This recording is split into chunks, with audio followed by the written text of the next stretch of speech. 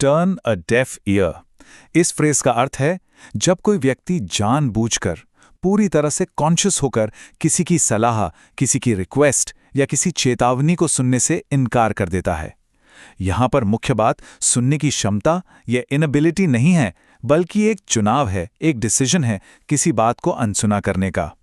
तो ये एक डिलिब्रेट एक्ट ऑफ इग्नोरिंग है, जब कोई जानते बूझते हुए किसी चीज पर ध्यान नहीं देता।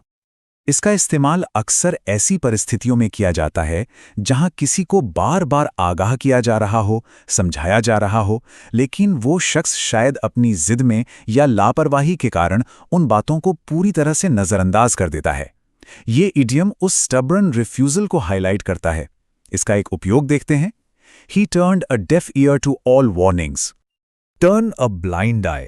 इस फ्रेज का मतलब है कि जब किसी को पूरी जानकारी है कि उनके सामने कुछ गलत हो रहा है, कुछ अनुचित या अनैतिक हो रहा है, लेकिन वो जानबूझकर उसे अनदेखा करने का चुनाव करते हैं। इसमें एक तरह की प्रिटेंस शामिल है, जैसे कि कुछ देखा ही ना हो, जबकि सच ये है कि उन्हें सब कुछ पता होता है।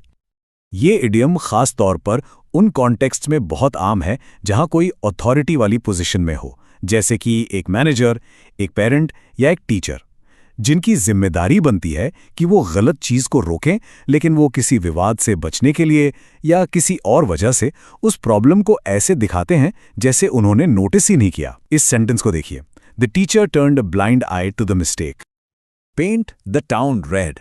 ये एक बहुत ही जिंदा दिल और एनर्जेटिक फ्रेज है। इसका मतलब होता है पूरे जोश, उत्साह और धूमधाम के साथ बाहर जाकर जश्न मनाना। ये एक ऐसी सेलिब्रेशन की बात करता है जो बहुत लाइवली हो, एक्स्ट्रावैगेंट हो और खुशियों से भरी हो, जिसमें सेलिब्रेशन को पूरी तरह से एंजॉय किया जाता है। ये इडियम आमतौर पर तब यूज होता है जब कोई बड़ी सफलता हासिल हुई हो, जैसे कोई एग्जाम पास करना, कोई मैच जीतना या प्रमोशन मिलना। ये उस पल को कैप्चर करता है जब लोग अपनी खुशी को पूरे शान से, पब्लिकली और बिना किसी झिझक के मनाते हैं। For example, They went out to paint the town red. Give the cold shoulder. ये फ्रेज एक इंटेंशनल एक्ट को डिस्क्राइब करता है, जिसमें कोई शख्स दूसरे को जानबूझकर इग्नोर करता है या उनके साथ अनजान और अनफ्रेंडली तरीके से पेश आता है। इसका मकसद अपनी नाराजगी या गुस्सा बिना कुछ कहे जाहिर करना होता है। ये एक तरह का नॉन वर्बल कम्युनिकेशन है। इसका यूज अक्सर तब होता है जब किसी बहस या असहमति के बाद एक व्यक्ति दूसरे से बात करना बंद कर देता है। ये एक तरह का सोशल रिजेक्शन या जिसे हम साइलेंट ट्रीटमेंट कहते हैं, वो है जिसमें किसी को अपनी मौजूदगी में अनजान महसूस कराया जाता है। जैसे इस सेंटेंस में कहा गया है, she gave him the cold shoulder. Break the ice. इस फ्रेज का मतलब है किसी ऐसी सोशल सिचुएशन में पहल करना जहां लोग एक दूसरे को नहीं जानते और माहौल में थोड़ी ऑकवर्डनेस या चुप्पी है। ये कुछ ऐसा कहने या करने के बारे में है जो शुरुआती झिझक को तोड़ता है और लोगों के बीच बातचीत का एक कंफर्टेबल माहौल बनाता है। ये इडियम आमतौर पर ऐसी जगहों पर इस्तेमाल होता है जहां लोग पहली बार मिल रहे हैं, जैसे एक बिजनेस मीटिंग, कोई पार्टी या नए ग्रुप का पहला दिन। इन सिचुएशंस में एक छोटा सा मजाक या एक सिंपल सा सवाल भी उस शुरुआती टेंशन को कम कर सकता है, जिससे लोग आपस में आराम से घुल मिल सकें। इसका एक बेहतरीन उदाहरण है, A joke helped break the ice. Fools paradise. इस फ्रेज में दो अलग-अलग आइडियाज हैं। एक है पैराडाइज, यानी एक ऐसी जगह जहां सब कुछ परफेक्ट है, और दूसरा है फूल्स, जिसके जुड़ते ही पूरा मतलब उलट जाता है। तो ये इडियम एक ऐसी खुशी की हालत को बयां करता है जो सच्चाई पर नहीं, बल्कि किसी झूठी उम्मीद या गलतफहमी पर टिकी हुई है। ये एक ऐसी मेंटल स्पेस है जहां कोई इंसान बहुत खुश और महफूज महसूस करता है, पर सिर्फ इसलिए क्योंकि वो किसी आने वाली बड़ी मुश्किल से अनजान है या उसे जानबूझकर नजरअंदाज कर रहा है। आप इसे खूबसूरत चमकते हुए बबल की तरह समझ सकते हैं, जो दिखने में तो अच्छा है पर कभी भी फट सकता है। तो इसका इस्तेमाल कब और क्यों होता है? ये फ्रेज तब यूज किया जाता है जब किसी की उम्मीद सिर्फ पॉजिटिव ना हो, बल्कि हकीकत से इतनी दूर हो कि वो अजीब लगने लगे।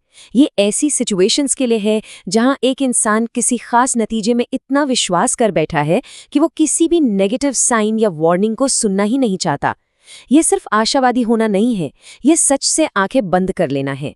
तो जब हम किसी को ऐसी स्थिति में देखते हैं तो अक्सर थोड़ी चिंता के साथ कहते हैं, he lives in a fool's paradise. And acts to grind. इसके पीछे जो इमेज है उसे समझना बहुत जरूरी है। एक एक्स यानी कुल्हाड़ी को ग्राइंड करने का मतलब है उसे धार देना, उसे तेज करना।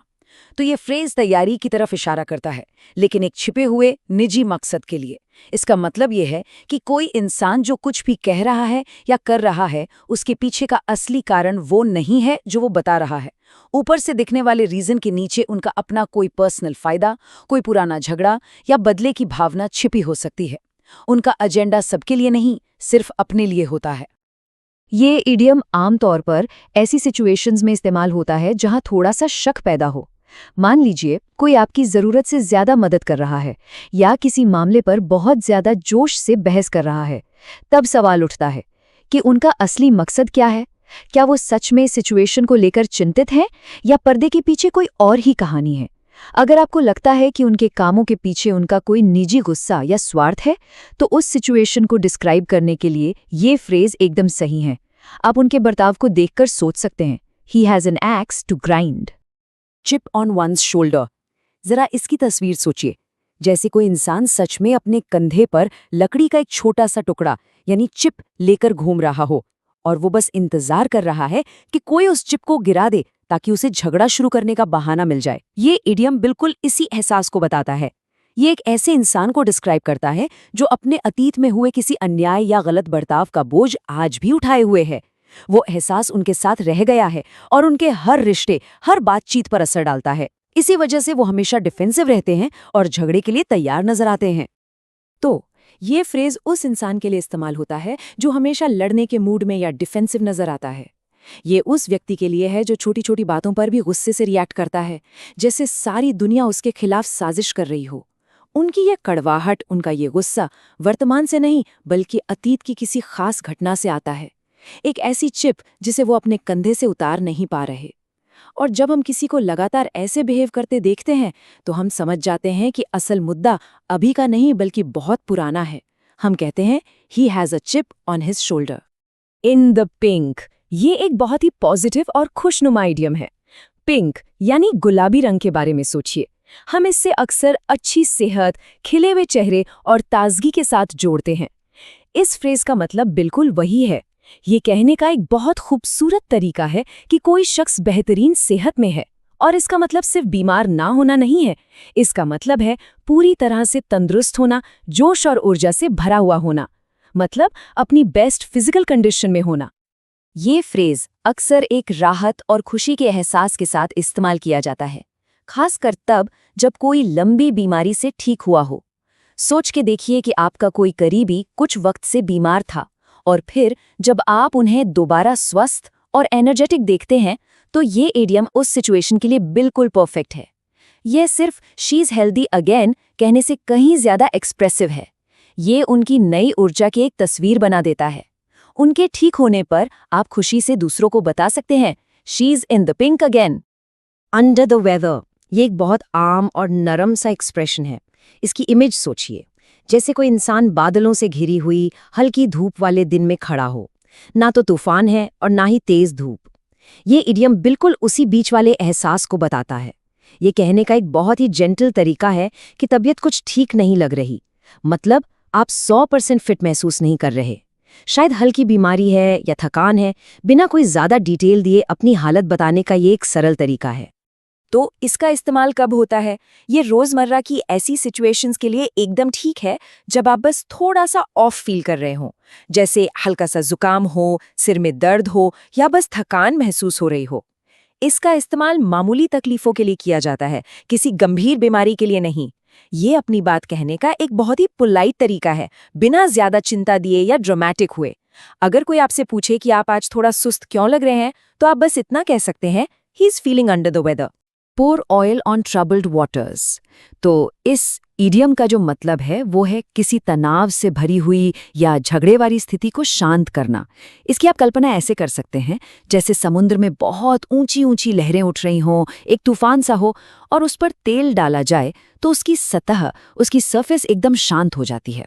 बिल्कुल उसी तरह जब दो लोगों या दो ग्रुप्स के बीच गुस्सा, बहस या अनबन की लहरें बहुत ऊंची उठने लगती हैं, तो जो व्यक्ति बीच में आकर समझौता कराने की कोशिश करता है, वही असल में ट्रबल्ड वाटर्स पर ऑयल डाल रहा होता है।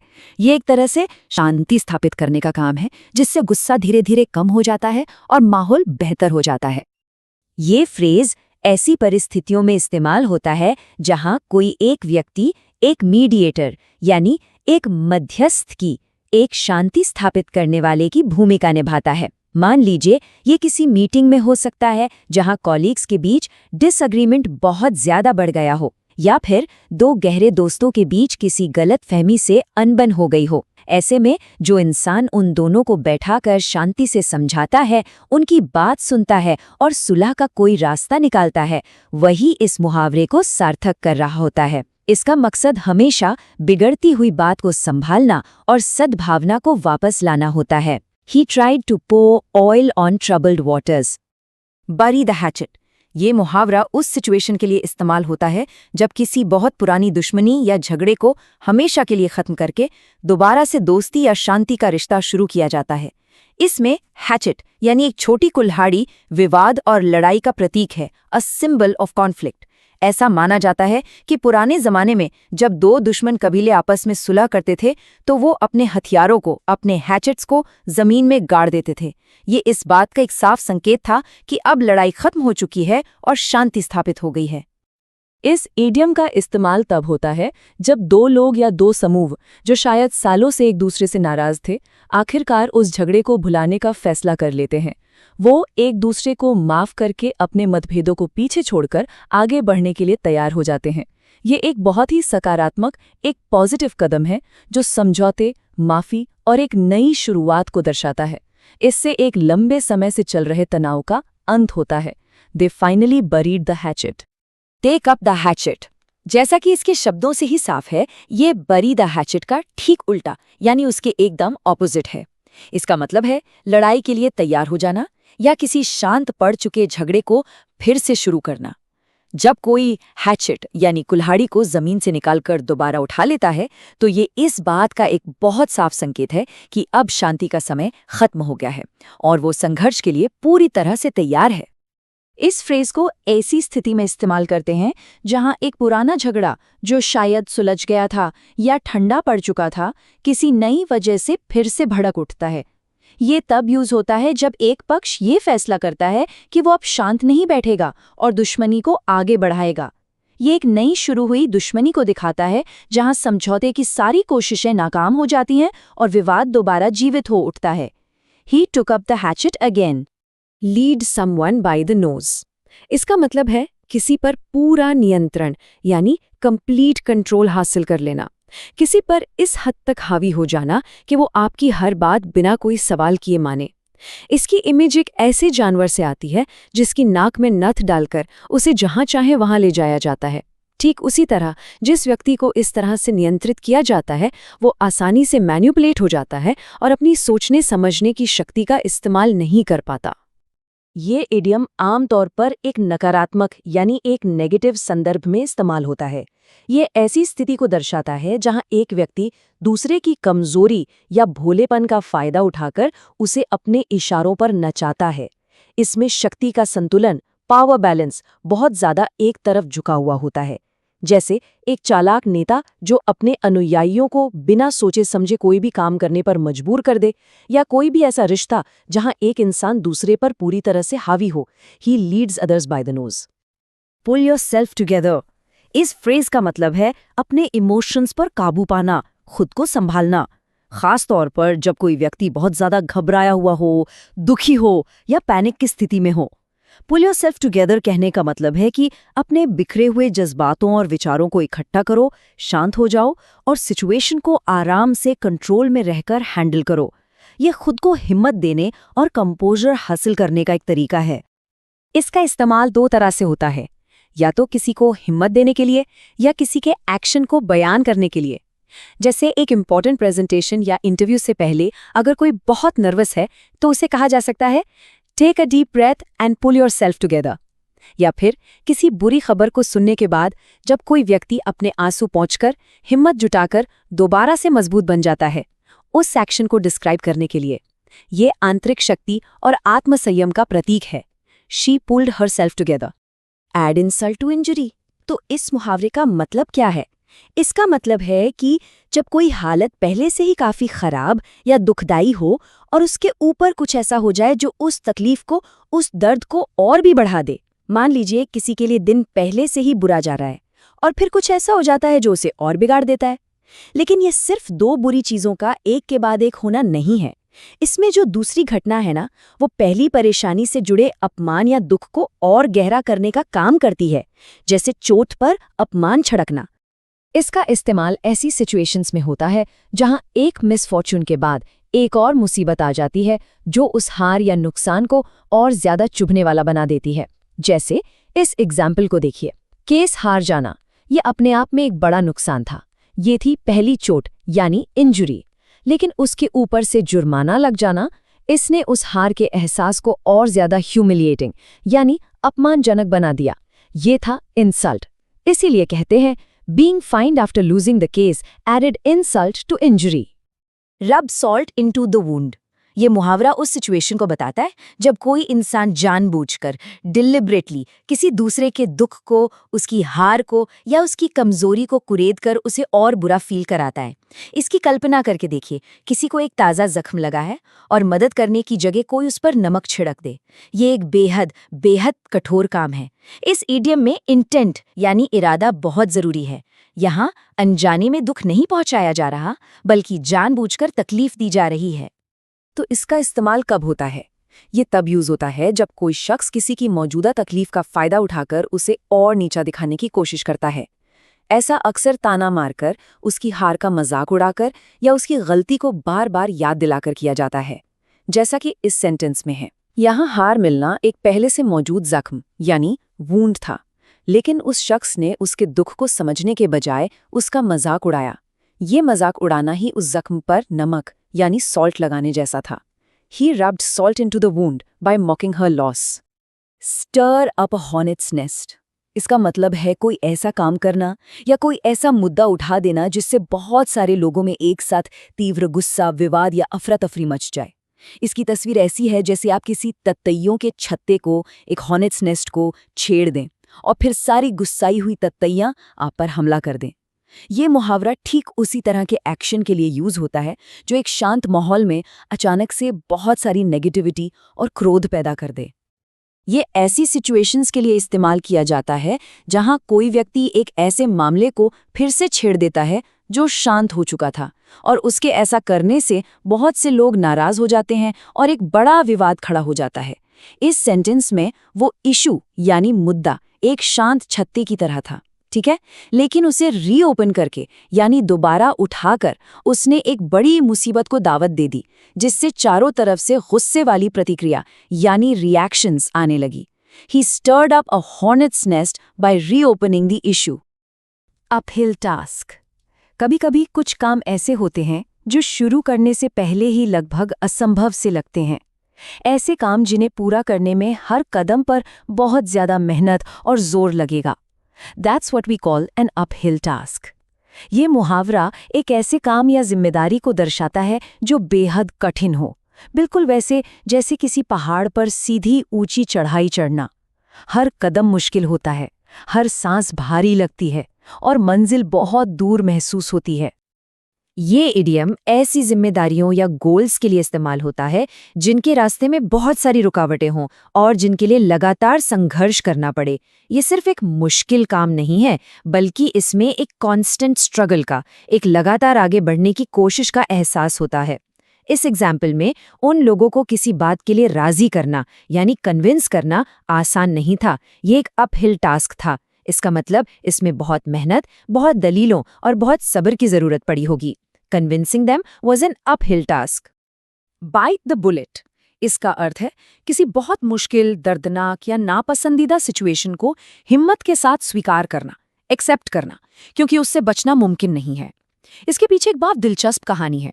पुराने जमाने में जब सर्जरीज के लिए एनेस्थीसिया नहीं होता था, तो जख्मी सिपाहियों को ऑपरेशन के दौरान दर्द सहने के लिए एक लेड की बुलेट दी जाती थी, जिससे वो अपने दांतों के बीच जोर से दबा लेते थे।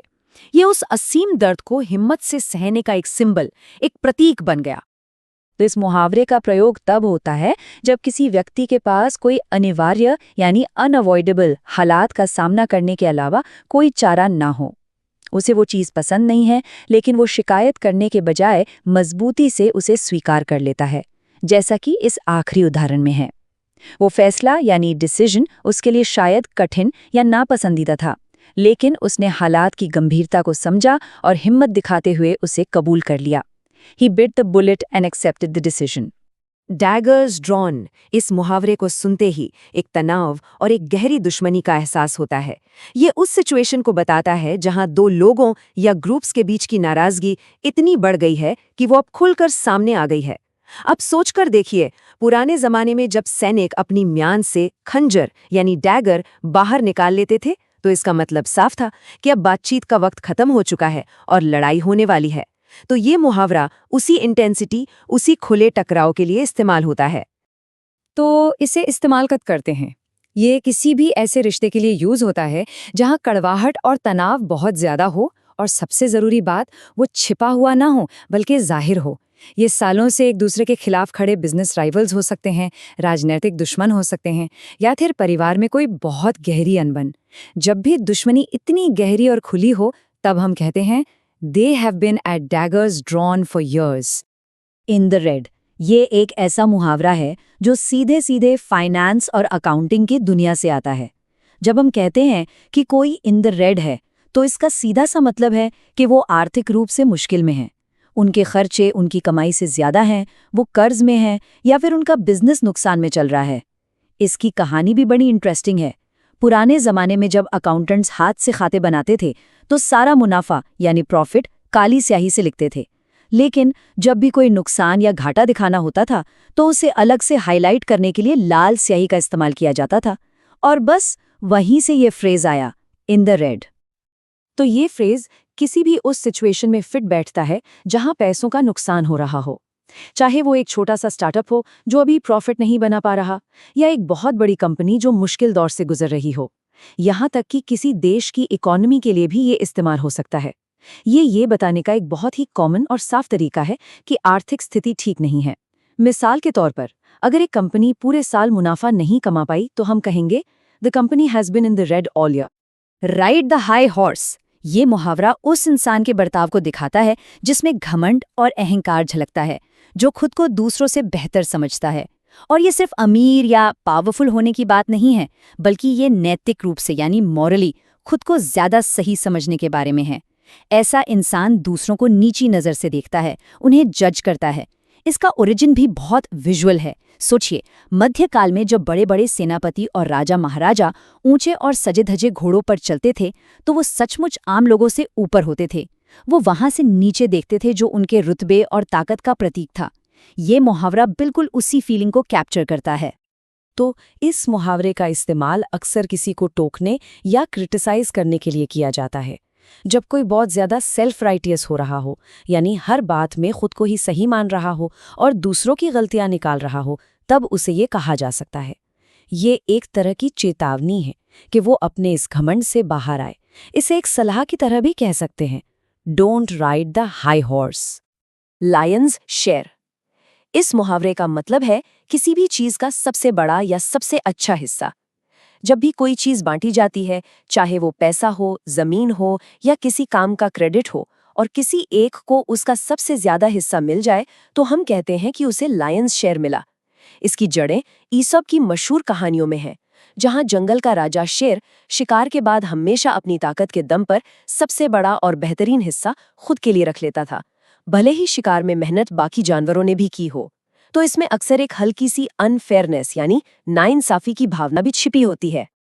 तो जब भी किसी मुनाफे, इनाम या जिम्मेदारी का बंटवारा बराबर न हो, तब इस मुहावरे का इस्तेमाल होता है।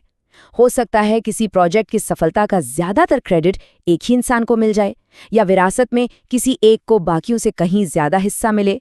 ये जरूरी नहीं कि हमेशा गलत हो, पर यह हमेशा एक असंतुलित यानी अनबैलेंस बंटवारे की ओर इशारा करता है। जैसे कि एक टीम प्रोजेक्ट के बाद अगर सारी तारीफ एक ही इंसान को मिली, तो हम कहेंगे she took the lion's share of the credit. Benjamin's portion. ये लायंस शेयर जैसा ही है, लेकिन इसमें एक बहुत गहरा और खास फर्क है। इसका मतलब भी सबसे बड़ा हिस्सा ही होता है, लेकिन वो हिस्सा ताकत या हक से नहीं, बल्कि प्यार, लगाव या फेवरेटिज्म की वजह से मिलता है। इसकी कहानी बाइबल से आती है, जहां जोसेफ मिस्र में एक ऊंचे पद पर पहुंचने के बाद अपने भाइयों से सालों बाद मिलते हैं। जब वो सबके लिए खाना परोसते हैं तो अपने सबसे छोटे और प्यारे भाई बेंजामिन को वो बाकियों की तुलना में 5 गुना ज्यादा खाना देते हैं। ये उनका अपने भाई के लिए खास प्यार जताने का एक तरीका था। तो ये हिस्सा सिर्फ बड़ा नहीं, बल्कि एक स्पेशल हिस्सा है। तो ये फ्रेज आम बोलचाल में कम ही सुनने को मिलता है। ये ज़्यादा साहित्यिक या फॉर्मल भाषा में इस्तेमाल होता है। जब ये जोर देना हो कि किसी को सबसे बड़ा हिस्सा इसलिए मिला क्योंकि वो किसी का खास पसंदीदा था, तब ये मुहावरा एकदम सटीक बैठता है। ये सिर्फ हिस्से की क्वांटिटी की बात नहीं करता, बल्कि उसके पीछे के इमोशन और वजह की भी बात करता है। जैसा कि इस आखिरी उदाहरण में हम देख सकते हैं, he was given Benjamin's portion of the reward. Pyrrhic victory. ये इडियम एक ऐसी जीत को बयान करता है जिसके पीछे का जो नुकसान है वो उस जीत से कहीं ज्यादा बड़ा होता है। देखिए, कागज पर तो ये एक विक्ट्री है, पर इसको हासिल करने की कीमत इतनी भारी चुकानी पड़ती है, चाहे वो रिसोर्सेज में हो, लोगों की जिंदगी में हो या मोरल में, कि जीतने वाले को असल में एक हार का एहसास होता है। ये एक ऐसी सिचुएशन है जहां आप टेक्निकली तो जीत जाते हैं, पर उस पूरे प्रोसेस में इतना कुछ खो देते हैं कि आखिर में ये सवाल उठता है कि क्या ये जीत सच में इस लायक थी। यहां जीत का जश्न नहीं, बल्कि उसके नुकसान का अफसोस ज्यादा होता है। इसका इस्तेमाल अक्सर ऐसी सिचुएशंस में होता है जहां कोई जीत हासिल तो कर ली जाती है, पर उसकी कीमत बहुत बड़ी होती है। जैसे सोचिए एक लंबा लीगल बैटल जहां सालों की मेहनत और बेनतहा पैसा लग जाता है। भले ही केस जीत लिया जाए, लेकिन उसका जो फाइनेंशियल और इमोशनल टोल है वो इतना ज्यादा होता है कि वो जीत बिल्कुल खोखली लगती है। या फिर किसी बिजनेस कंपटीशन में जहां एक कंपनी दूसरी को हराने के लिए इतना खर्च कर देती है कि वो खुद बैंकरप्सी के कगार पर आ जाती है। जीत तो मिल गई, पर कंपनी ही नहीं बची। तो ये तब यूज होता है जब रिजल्ट पॉजिटिव हो, पर उसका अंजाम आखिरकार नेगेटिव ही महसूस हो। जैसे इस सेंटेंस में कहा गया है, the lawsuit turned out to be a pyrrhic victory. Cost an arm and a leg. ये इडियम किसी ऐसी चीज या सर्विस के लिए इस्तेमाल होता है जो बेहद बेहद महंगी हो। सिर्फ महंगी नहीं, बल्कि इतनी ज्यादा महंगी कि उसकी कीमत चुकाना एक बहुत बड़े सैक्रिफाइस जैसा महसूस हो। इसके पीछे का जो भाव है वो ये है कि उस चीज को पाने के लिए जैसे अपने शरीर के जरूरी हिस्से देने पड़ रहे हों, जो कि एक बहुत ही बड़ी कीमत है। ये एक आम बोलचाल का तरीका है किसी चीज के एग्जॉर्बिटेंट प्राइस पर जोर देने का। ये उस शॉक और हैरात को एक्सप्रेस करता है जो किसी चीज का प्राइस टैग देखकर महसूस होता है। इस इडियम को आमतौर पर तब सुना जाता है जब लोग किसी ऐसी चीज के बारे में बात कर रहे हो जिसका खर्चा उनके बजट से बहुत ऊपर हो, जैसे कि किसी देश में हायर एजुकेशन, या एक डिजाइनर हैंडबैग, एक फॉरेन ट्रिप, या फिर जैसा इस एग्जाम्पल में है, कोई जरूरी मेडिकल प्रोसीजर। इसका यूज अक्सर जरूरी चीजों के महंगे होने पर एक तरह से कंप्लेन करने या फ्रस्ट्रेशन एक्सप्रेस करने के लिए भी किया जाता है। मतलब ये खर्चा सिर्फ एक नंबर नहीं, बल्कि एक भारी बोझ है। The treatment cost an arm and leg. Flog a dead horse. इस इडियम का मतलब है किसी ऐसे मुद्दे या सिचुएशन पर वक्त और एनर्जी बर्बाद करना जो पहले ही खत्म हो चुकी है या जिसका अब कोई नतीजा नहीं निकल सकता। इसकी कल्पना करके देखिए, एक घोड़ा जो मर चुका है, उस पर चाबुक मारने से वो आगे तो नहीं बढ़ेगा। ठीक उसी तरह कुछ बातों या प्रोजेक्ट्स पर और मेहनत करना बिल्कुल बेकार है। ये इडियम उस फ्यूटिलिटी को, उस व्यर्थ कोशिश को हाईलाइट करता है। ये इस बात का साफ संकेत है कि अब इस मामले को छोड़कर आगे बढ़ने का वक्त आ गया है। ये इडियम ऐसी कई सिचुएशंस में बिल्कुल फिट बैठता है, जैसे एक मीटिंग में उस प्रपोजल पर बहस करना जिसे पहले ही रिजेक्ट किया जा चुका है, या फिर किसी पुराने आर्ग्यूमेंट को बार बार उठाना जिसका समाधान अभी तक नहीं हो सका और शायद कभी नहीं हो सकता। ये तब भी यूज होता है जब कोई प्रोजेक्ट पूरी तरह फेल हो चुका हो, लेकिन कोई टीम मेंबर उसे बचाने की एक नाकाम कोशिश करता रहे। इसेंशियली जब कोई डिस्कशन या एफर्ट प्रोडक्टिव से पॉइंटलेस बन जाए, तब ये इडियम इस्तेमाल होता है। Arguing now is flogging a dead horse. Rank and file. ये टर्म किसी भी संगठन या ऑर्गेनाइजेशन के आम सदस्यों को रेफर करने के लिए यूज होता है। मतलब वो लोग जिनके पास लीडरशिप की पावर नहीं होती। इसकी जो नींव है वो मिलिट्री से आती है, जहां सोल्जर्स रैंक्स यानी कतारों में और फाइल्स यानी कॉलम्स में खड़े होते हैं। ये आम सैनिक होते हैं, ऑफिसर्स नहीं। तो उसी तरह से आज इसका मतलब किसी कंपनी के जनरल एम्प्लॉइज, किसी पॉलिटिकल पार्टी के ऑर्डिनरी मेंबर्स या किसी यूनियन के आम मजदूर हैं। ये लीडरशिप को छोड़कर उस ग्रुप की मेजॉरिटी को रिप्रेजेंट करता है। इसका इस्तेमाल खास तौर पर उन संदर्भों में होता है जहां लीडरशिप और आम सदस्यों के बीच में एक मतभेद या एक दूरी दिखानी हो, जैसे जब मैनेजमेंट कोई ऐसी पॉलिसी लाए जो एम्प्लॉइज के हित में ना हो, या जब एक पॉलिटिकल पार्टी का लीडरशिप कोई ऐसा फैसला ले जिससे उनके आम सपोर्टर्स नाखुश हों। ये इडियम अक्सर ये हाईलाइट करने के लिए यूज होता है कि जो फैसले ऊपर बैठे लोग ले रहे हैं उनका असर नीचे काम करने वाले आम लोगों पर क्या पड़ रहा है। The policy angered the rank and file. ये फ्रेज एक आम नागरिक का प्रतीक है। ये उस एवरेज पर्सन को रिप्रेजेंट करता है जो एक्सपर्ट नहीं है, जिसके पास कोई स्पेशल नॉलेज या पावर नहीं है। ये एक ऐसी अवधारणा है जो आम जनता की राय, उनके विचार और उनकी रोजमर्रा की चिंताओं को आवाज देती है। जब कोई कहता है मैन इन द स्ट्रीट, तो उनका मतलब किसी खास इंसान से नहीं बल्कि पूरी आम जनता के कलेक्टिव पर्सपेक्टिव से होता है। ये उस साधारण व्यक्ति की सोच है जिसे पॉलिसीज, इकोनॉमी और समाज से जुड़ी बड़ी बड़ी बातें प्रभावित करती हैं।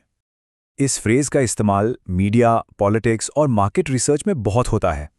इसका मकसद एक्सपर्ट्स, पॉलिटिशियंस या बड़े बिजनेस लीडर्स के ओपिनियंस को आम इंसान की सोच से अलग करके देखना होता है। जैसे एक इकोनॉमिस्ट डेटा के बारे में बात कर सकता है, लेकिन एक जर्नलिस्ट ये पूछ सकता है कि इसका मैन इन द स्ट्रीट के लिए क्या मतलब है, यानी इसका आम आदमी की जेब पर, उसकी जिंदगी पर क्या असर पड़ेगा।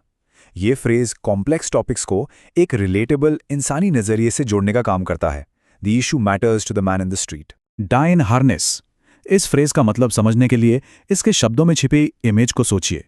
हार्नेस यानी वो साज जो एक घोड़े को पहनाया जाता है जब वो काम कर रहा होता है। तो टू डाइन हार्नेस का मतलब हुआ कि कोई इंसान अपने काम के दौरान अपनी ड्यूटीज को निभाते हुए ही गुजर जाए, यानी रिटायरमेंट से पहले आखिरी सांस तक अपने काम या प्रोफेशन से जुड़े रहना। ये उन लोगों के लिए यूज होता है जो अपने काम के प्रति पूरी तरह से समर्पित होते हैं। तो ये फ्रेज कब इस्तेमाल होता है?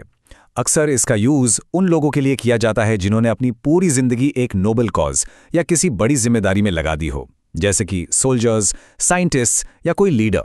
ये फ्रेज उनके डेडिकेशन और उनके ना रुकने वाले जज्बे को एक तरह से सलाम करता है। जब हम ये बताना चाहते हैं कि उन्होंने आखिरी पल तक अपना फर्ज निभाया, तब ये एडियम बिल्कुल सही बैठता है। जैसे इस सेंटेंस में, he died in harness while serving the nation. Feather one's nest. इसकी लिटरल इमेज बड़ी खूबसूरत है। एक चिड़िया जो पंख जमा करके अपने घोंसले को, अपने नेस्ट को आरामदायक और महफूज बनाती है। लेकिन जब हम इस इडियम को इंसानों के लिए इस्तेमाल करते हैं तो इसका मतलब बिल्कुल उलट जाता है। इसका मतलब होता है अपने पद या पोजीशन का गलत फायदा उठाकर, अक्सर बेईमानी से, अपने लिए पैसा या दूसरी चीजें जमा करना। ये एक तरह से अपने पर्सनल गेन के लिए सिस्टम को एक्सप्लॉइट करना है। ये इडियम आमतौर पर करप्शन या मिसयूज ऑफ पावर के कॉन्टेक्स्ट में सुनने को मिलता है। सोचकर देखिए, पॉलिटिक्स, बिजनेस या कोई भी ऐसी फील्ड जहां लोगों के पास अथॉरिटी होती है, जब कोई उस अथॉरिटी का इस्तेमाल पब्लिक सर्विस के बजाय अपनी जेब भरने के लिए करता है, तब इस फ्रेज का इस्तेमाल होता है। ये उनकी गलत नीयत और बेईमानी पर कमेंट करता है। For instance, he feathered his nest while in office. Take to one's heels. इस फ्रेज में एक तेजी है, एक अर्जेंसी है। जरा इसके विजुअल को इमेजिन कीजिए। कोई इतनी तेजी से भाग रहा है कि आपको सिर्फ उनकी एड़ियां यानी हील्स नजर आ रही हैं। इस इडियम का मतलब बिल्कुल यही है, अचानक और बहुत तेजी से कहीं से भाग जाना। ये उस पल को कैप्चर करता है जब कोई डर, घबराहट या किसी खतरे को देखकर फौरन भाग खड़ा होता है। इस इडियम का इस्तेमाल ऐसी सिचुएशंस में होता है जहां कोई एक अचानक इवेंट होता है और लोग उसके रिस्पॉन्स में तुरंत भाग जाते हैं। फॉर एग्जाम्पल, किसी जगह पर अलार्म का बजना या कोई ऐसी खबर आना जिससे लोगों में पैनिक फैल जाए। ये उस कलेक्टिव और इमीडिएट रिएक्शन को डिस्क्राइब करता है जब लोगों को वहां से जल्दी निकलने की जरूरत महसूस होती है, जैसे कि the crowd took to their heels. Land someone in hot water. इस फ्रेज को सुनते ही एक सेंस ऑफ ट्रबल या डिस्कम्फर्ट महसूस होता है ना? गर्म पानी में होना, ये एक ऐसी सिचुएशन है जहां कोई भी नहीं फंसना चाहेगा। इस इडियम का मतलब है अपने किसी काम या बात की वजह से खुद को या किसी और को एक बड़ी मुसीबत में डाल देना। ये एक ऐसी सिचुएशन को रेफर करता है जिसके सीरियस नेगेटिव कॉन्सिक्वेंसेस हो सकते हैं। ये फ्रेज हमेशा एक कॉज एंड इफेक्ट रिलेशनशिप को शो करता है। यहां कॉज है कोई एक्शन, जैसे कोई गलत फैसला लेना, कोई झूठ बोलना या बिना सोचे समझे कुछ कह देना, और उसका इफेक्ट है हॉट वाटर यानी कि मुसीबत। तो जब भी किसी के किसी एक्ट की वजह से वो प्रॉब्लम में फंसता है, तब इस इडियम का इस्तेमाल होता है। फॉर एग्जाम्पल, इस सेंटेंस को देखिए, his careless remark landed him in hot water. Get the pink slip, ये एक इनफॉर्मल लेकिन बहुत ही कॉमन तरीका है ये कहने का कि किसी को जॉब से निकाल दिया गया है। Essentially it means to be fired. इसका नाम पिंक स्लिप क्यों है? वेल, इसके पीछे एक हिस्ट्री है। पुराने जमाने में अमेरिका की कुछ कंपनीज अपने वर्कर्स को टर्मिनेशन नोटिस यानी नौकरी से निकालने का लेटर एक पिंक कलर के कागज पर देती थीं। वहीं से ये फ्रेज चलन में आ गया। तो ये इडियम पूरी तरह से प्रोफेशनल लाइफ या वर्क प्लेस से जुड़ा हुआ है। इसका इस्तेमाल तब होता है जब किसी की जॉब चली जाती है। वजह कुछ भी हो सकती है, जैसे कि पुअर परफॉर्मेंस या कंपनी में कॉस्ट कटिंग की वजह से ले-ऑफ्स। दोनों ही सूरतों में गेटिंग द पिंक स्लिप का मतलब है कि आपकी जॉब अब नहीं रही। ये टर्मिनेशन को डिस्क्राइब करने का एक आम तरीका है। For example, he got the pink slip last week. White elephant. इस फ्रेज का मतलब एक ऐसी चीज से है जो देखने में तो बड़ी इंप्रेसिव लगे, शायद बहुत वैल्यूएबल भी, लेकिन असल में उसको मेंटेन करने का खर्चा, उसकी अपकीप, उसके फायदे से कहीं ज्यादा होती है। तो एक तरह से ये एक ऐसा बोझ बन जाती है जिसका कोई प्रैक्टिकल रिटर्न नहीं मिलता, फायदे से ज्यादा परेशानी। तो इस इडियम का इस्तेमाल अक्सर बड़े पैमाने के प्रोजेक्ट्स या ऐसी पर्सनल पोजेशंस के लिए होता है जो शुरू में तो बहुत आकर्षक लगते हैं, लेकिन वक्त के साथ उनकी मेंटेनेंस कॉस्ट उनकी यूटिलिटी से बहुत आगे निकल जाती है। जैसे कोई बहुत बड़ी शानदार बिल्डिंग जिसे ना बेच पा रहे हो, ना उससे कोई इनकम हो रही हो, बस खर्चा हो रहा हो। ऐसी चीजों से छुटकारा पाना भी मुश्किल हो जाता है। जैसे इस सेंटेंस में कहा गया है, The abandoned building became a white elephant. Take someone for a ride. इस इडियम का मतलब है किसी को चालाकी से धोखा देना। पर यह सिर्फ चीट करना नहीं है, इसमें एक मैनिपुलेशन का एलिमेंट है। मतलब किसी के भरोसे का या उनकी नाइविटी का फायदा उठाकर उन्हें गुमराह करना। ऐसा करने वाला इंसान अक्सर झूठे वादे करता है, एक गलत तस्वीर दिखाता है ताकि उसके असली इरादे सामने ना आ पाएं। ये इडियम ऐसी सिचुएशंस में इस्तेमाल होता है जहां किसी को झूठे दिखावे के तहत मैनिपुलेट किया गया हो, खासकर फाइनेंशियल या इमोशनल मामलों में। फॉर एग्जाम्पल, जब कोई आपसे एक ऐसी इन्वेस्टमेंट करवा दे जिसमें सिर्फ उनका फायदा हो, या कोई रिश्ते में झूठे प्रॉमिसेस करके आपका इमोशनल फायदा उठाए। इन दोनों ही मामलों में धोखा दिया गया है। जैसे इस वाक्य में, he was taken for a ride by the broker, lead up the garden path. इसका मतलब है किसी को जानबूझकर और एक लंबे समय तक गलत दिशा में ले जाना। ये एक बार का धोखा नहीं है, ये एक प्रोसेस है जिसमें किसी को धीरे धीरे झूठे वादों और गलत जानकारियों के जरिए एक ऐसी स्थिति में लाया जाता है जहां उन्हें लगे कि सब ठीक है, जबकि उन्हें आखिर में नुकसान ही होना है। इस इडियम का इस्तेमाल उन सिचुएशंस के लिए बिल्कुल ठीक बैठता है जहां धोखा देना एक बार की घटना न होकर बहलाने फुसलाने का एक पूरा सिलसिला हो। ये तब यूज होता है जब किसी को झूठी उम्मीदें देकर या गलत जानकारी देकर एक ऐसी दिशा में ले जाया जा रहा हो जो आखिरकार उनके लिए ठीक नहीं है। जैसे इस जुमले में, they led him up the garden path. Beat around the bush. इस इडियम का मतलब है किसी जरूरी बात के मुख्य बिंदु पर आने से बचना। जब कोई सीधी बात ना करके इधर उधर की बातें करता है ताकि असल मुद्दे को टाल सके। ऐसा अक्सर तब होता है जब कोई बुरी खबर देने से हिचकिचा रहा हो या जब कोई किसी सवाल का सीधा जवाब देना ही नहीं चाहता। ये जरूरी कॉन्वर्सेशन को डिले करने का एक तरीका है। इस इडियम का इस्तेमाल तब होता है जब महसूस हो कि कोई साफ साफ जवाब नहीं दे रहा है या किसी मुश्किल टॉपिक पर बात करने में ज़रूरत से ज़्यादा देरी कर रहा है। इससे कम्युनिकेशन में फ्रस्ट्रेशन पैदा हो सकती है। ऐसे में उन्हें सीधे पॉइंट पर आने के लिए कहा जाता है। जैसे इस वाक्य में एक साफ निर्देश दिया जा रहा है, stop beating around the bush. Let the cat out of the bag. इस ईडियम का मतलब है किसी राज को यानी किसी सीक्रेट इन्फॉर्मेशन को अनजाने में जाहिर कर देना। ये आमतौर पर गलती से होता है। ये उस सिचुएशन को डिस्क्राइब करता है जहाँ कोई कॉन्फिडेंशियल बात जिसे छिपाकर रखा जाना था वो सबके सामने आ जाती है, अक्सर गलत समय पर।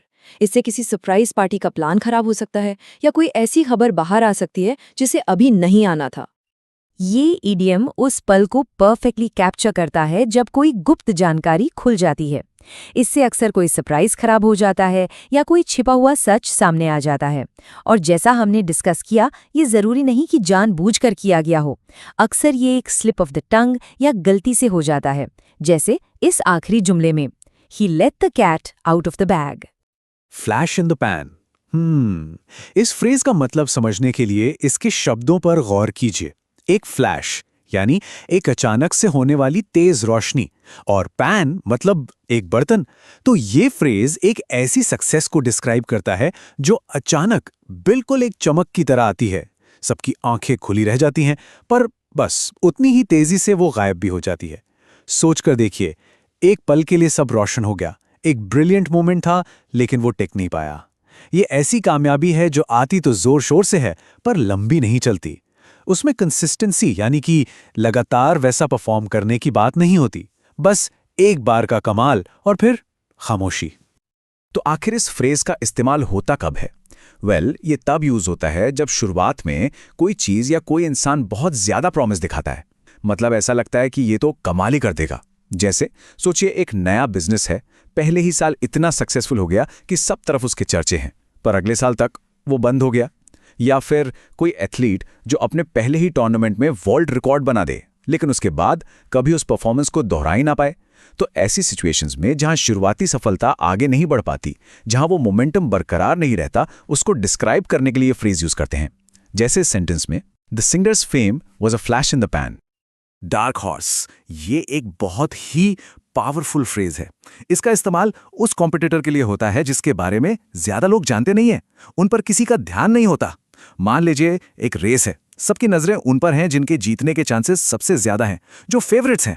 और एक कोने में ये डार्क हॉर्स है जिससे कोई उम्मीद ही नहीं लगा रहा, जिसे सब अंडरडॉग समझ रहे हैं। और फिर अचानक जब रिजल्ट सामने आता है तो वही डार्क हॉर्स सबको हैरान करते हुए जीत जाता है। तो ये फ्रेज उस अनएक्सपेक्टेड जीत के लिए है जो सारी उम्मीदों को, सारी प्रेडिक्शंस को गलत साबित कर दे। इसमें एक सरप्राइज का एलिमेंट है और एक छुपे हुए पोटेंशियल का, जो सही वक्त पर सामने आता है। तो हम डार्क हॉर्स का इस्तेमाल कब करते हैं? जब हम उस सरप्राइज, उस हैरानी वाले एलिमेंट पर जोर देना चाहते हैं। ये कहीं भी हो सकता है, पॉलिटिक्स हो, स्पोर्ट्स हो या ऑफिस का कोई प्रोजेक्ट ही क्यों ना हो। जब कोई ऐसा शख्स या टीम जीत जाए जिसके बारे में किसी ने सोचा तक ना हो, जिसके पोटेंशियल को लोगों ने नजरअंदाज कर दिया था, उनकी काबिलियत को अंडर एस्टिमेट किया गया था, पर वो सबको गलत साबित कर देते हैं। ये फ्रेज उस एक पल को कैप्चर करता है जब सब कहते हैं, अरे ये कैसे हो गया। फॉर इंस्टेंस, अगर एक कंपटीशन में सबकी उम्मीद किसी और से हो और जीते कोई और, तब कहा जाएगा, she turned out to be the dark horse. Smell a rat. ये इडियम उस अजीब सी अंदर से आने वाली फीलिंग के बारे में है, जिसे हम गट फीलिंग कहते हैं। जब आपको महसूस हो कि जो कुछ भी सामने हो रहा है या जो कहा जा रहा है उसमें कुछ तो गड़बड़ है, पूरा सच नहीं है। ये फीलिंग किसी डील को लेकर हो सकती है, किसी की बताई हुई कहानी को लेकर, या फिर किसी इंसान के बर्ताव को लेकर। आपके पास कोई सॉलिड सबूत नहीं होता, बस एक शक, एक संदेह कि यहां कुछ गलत है, कुछ धोखे जैसा है। जैसे कोई अनजानी महक आपको अलर्ट करती है, बिल्कुल वैसे ही ये इंट्यूशन आपको सावधान करता है कि यहां कुछ ठीक नहीं है। ये फ्रेज इस्तेमाल ही तब होता है जब आपकी वो जो सिक्स्थ सेंस होती है ना, वो आपको चेतावनी दे। मान लीजिए कोई ऐसा ऑफर मिलता है जो सुनने में इतना अच्छा लगे कि उस पे यकीन करना मुश्किल हो, too good to be true जैसा कहते हैं। या कोई आपसे ऐसी कहानी सुनाए जिसमें बहुत सारे लूप होल्स लगें। आपके पास उस वक्त कोई प्रूफ नहीं है, लेकिन अंदर से एक आवाज आती है कि रुको, थोड़ा सावधान रहो, इसमें कुछ गड़बड़ हो सकती है। तो उसी फीलिंग को, उस शक को बयान करने के लिए ये इडियम बिल्कुल सही है। जैसे कि अगर एक बिजनेस प्रपोजल बहुत ही ज्यादा शक भरा लगे तो कहा जा सकता है, I smelled a rat in the proposal. Under a cloud. इस फ्रेज को समझने के लिए इमेजिन कीजिए कि किसी पर कोई इल्जाम लगा है, अभी वो साबित नहीं हुआ है, लेकिन लोगों की नज़र बदल जाती है। लोग उसे शक की निगाह से देखने लगते हैं। एक संदेह का, एक बदनामी का साया उस इंसान पर मंडराने लगता है। इस इडियम में जो क्लाउड यानी बादल है, वो उसी शक, उसी डिसग्रेस के साय को दिखाता है। उस इंसान की रेपुटेशन, उसकी इज्जत पर एक दाग लग जाता है। और यही स्थिति, यही सिचुएशन होती है अंडर अ क्लाउड होना, मतलब शक के घेरे में होना जब कुछ भी साफ ना हो। अक्सर ये फ्रेज प्रोफेशनल जिंदगी में काफी इस्तेमाल होता है। जब किसी बड़े ओहदे पर बैठे इंसान पर, जैसे कोई सीईओ, कोई पॉलिटिशियन, किसी पर भ्रष्टाचार का या किसी गलत काम का इल्जाम लगता है, तो उनके लिए काम करना मुश्किल हो जाता है। भले ही केस अभी चल रहा हो, वो दोषी साबित ना हुए हों, लेकिन लोगों का भरोसा उन पर से उठ जाता है, उनकी क्रेडिबिलिटी खत्म हो जाती है। और ऐसी हालत में उन्हें अपनी पोजीशन छोड़नी पड़ती है, इसलिए नहीं कि वो गिल्टी हैं, बल्कि उस शक की वजह से जो उनके आसपास हैं। तो जब कोई ऐसे हालत में इस्तीफा देता है, तब हम कहते हैं he resigned under a cloud, in cold blood. ये फ्रेज सुनते ही एक अजीब सी ठंडक का एहसास होता है ना। इसका इस्तेमाल उस तरह के काम के लिए किया जाता है जो किसी इमोशन में बहकर नहीं किया गया हो, जैसे गुस्से में या जोश में नहीं, बल्कि पूरे होश में, सोच समझकर, प्लान करके और बिना किसी रहम के किया गया हो। ये एक ऐसी क्रूरता है जो कैलकुलेटेड होती है। मतलब इसको अंजाम देने वाले के मन में ना कोई गुस्सा होता है, ना डर और ना ही कोई पछतावा, सिर्फ एक ठंडा सोचा समझा इरादा। ये फ्रेज किसी भी काम की उस इमोशनलेस और पहले से तय की गई नेचर पर जोर देता है। तो ये फ्रेज कब इस्तेमाल होता है? जब कोई ऐसी घटना सामने आती है जो इंसान को अंदर तक झंझोड़ कर रख दे, जिसमें ऐसा लगे कि इंसानियत की सारी हदें पार कर दी गई हैं। ये क्राइम ऑफ पैशन का बिल्कुल उल्टा है। क्राइम ऑफ पैशन गुस्से या इमोशन में होता है, जबकि ये एक पैशनलेस, जज्बातहीन क्राइम है। इसीलिए जब किसी ऐसे जुर्म के बारे में बात करनी हो जो पूरी निर्ममता से, पूरी प्लानिंग से किया गया हो, जिसमें किसी तरह का कोई उकसावा या जज्बात शामिल ना हो, तब कहा जाता है the act was committed in cold blood. Spill the beans, ये एक बड़ा ही दिलचस्प सा एक्सप्रेशन है। इसको समझने के लिए सोचिए कि एक सीक्रेट है, कोई राज, एक ऐसी इंफॉर्मेशन जिसे बड़े ध्यान से संभाल कर रखा गया था और वो अचानक से बिना किसी इंटेंशन के बाहर आ जाती है। तो स्पिल द बीन्स का मतलब है उस गुप्त बात को, उस सीक्रेट को सबके सामने ले आना। हमेशा इसमें एक सरप्राइज का एलिमेंट रहता है, एक ऐसी बात का खुल जाना जिसे अभी नहीं खुलना था। अब इसका इस्तेमाल कब होता है, सोच के देखिए। आप किसी दोस्त के लिए एक सरप्राइज बर्थडे पार्टी प्लान कर रहे हैं, सब कुछ तैयार है, और तभी ग्रुप में से कोई एक अनजाने में गलती से उस दोस्त के सामने ही पार्टी का जिक्र कर देता है। सारा प्लान, सारा सरप्राइज उसी पल खत्म हो जाता है। ये इडियम उसी मोमेंट के लिए बना है। ऐसे ही किसी सिचुएशन को बयान करता है ये sentence, he accidentally spilled the beans.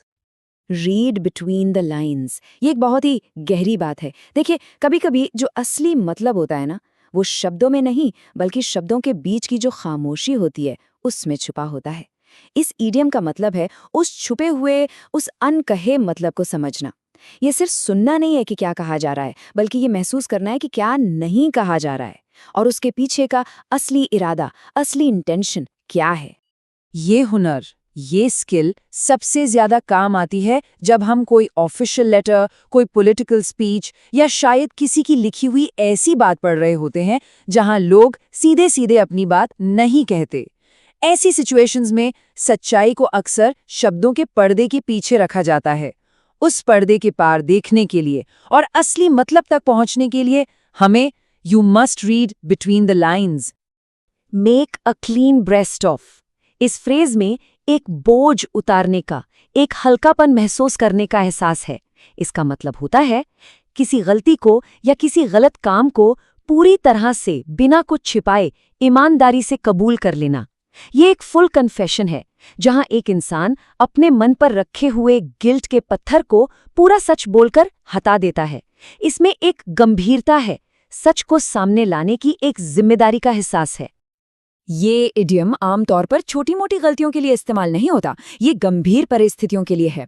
सोच के देखिए कि कोई अथॉरिटीज के सामने खड़ा है या कोर्ट में या अपने किसी बड़े ऑफिसर के सामने, और वो अपनी किसी बड़ी भूल को या किसी जुर्म को कन्फेस कर रहा है।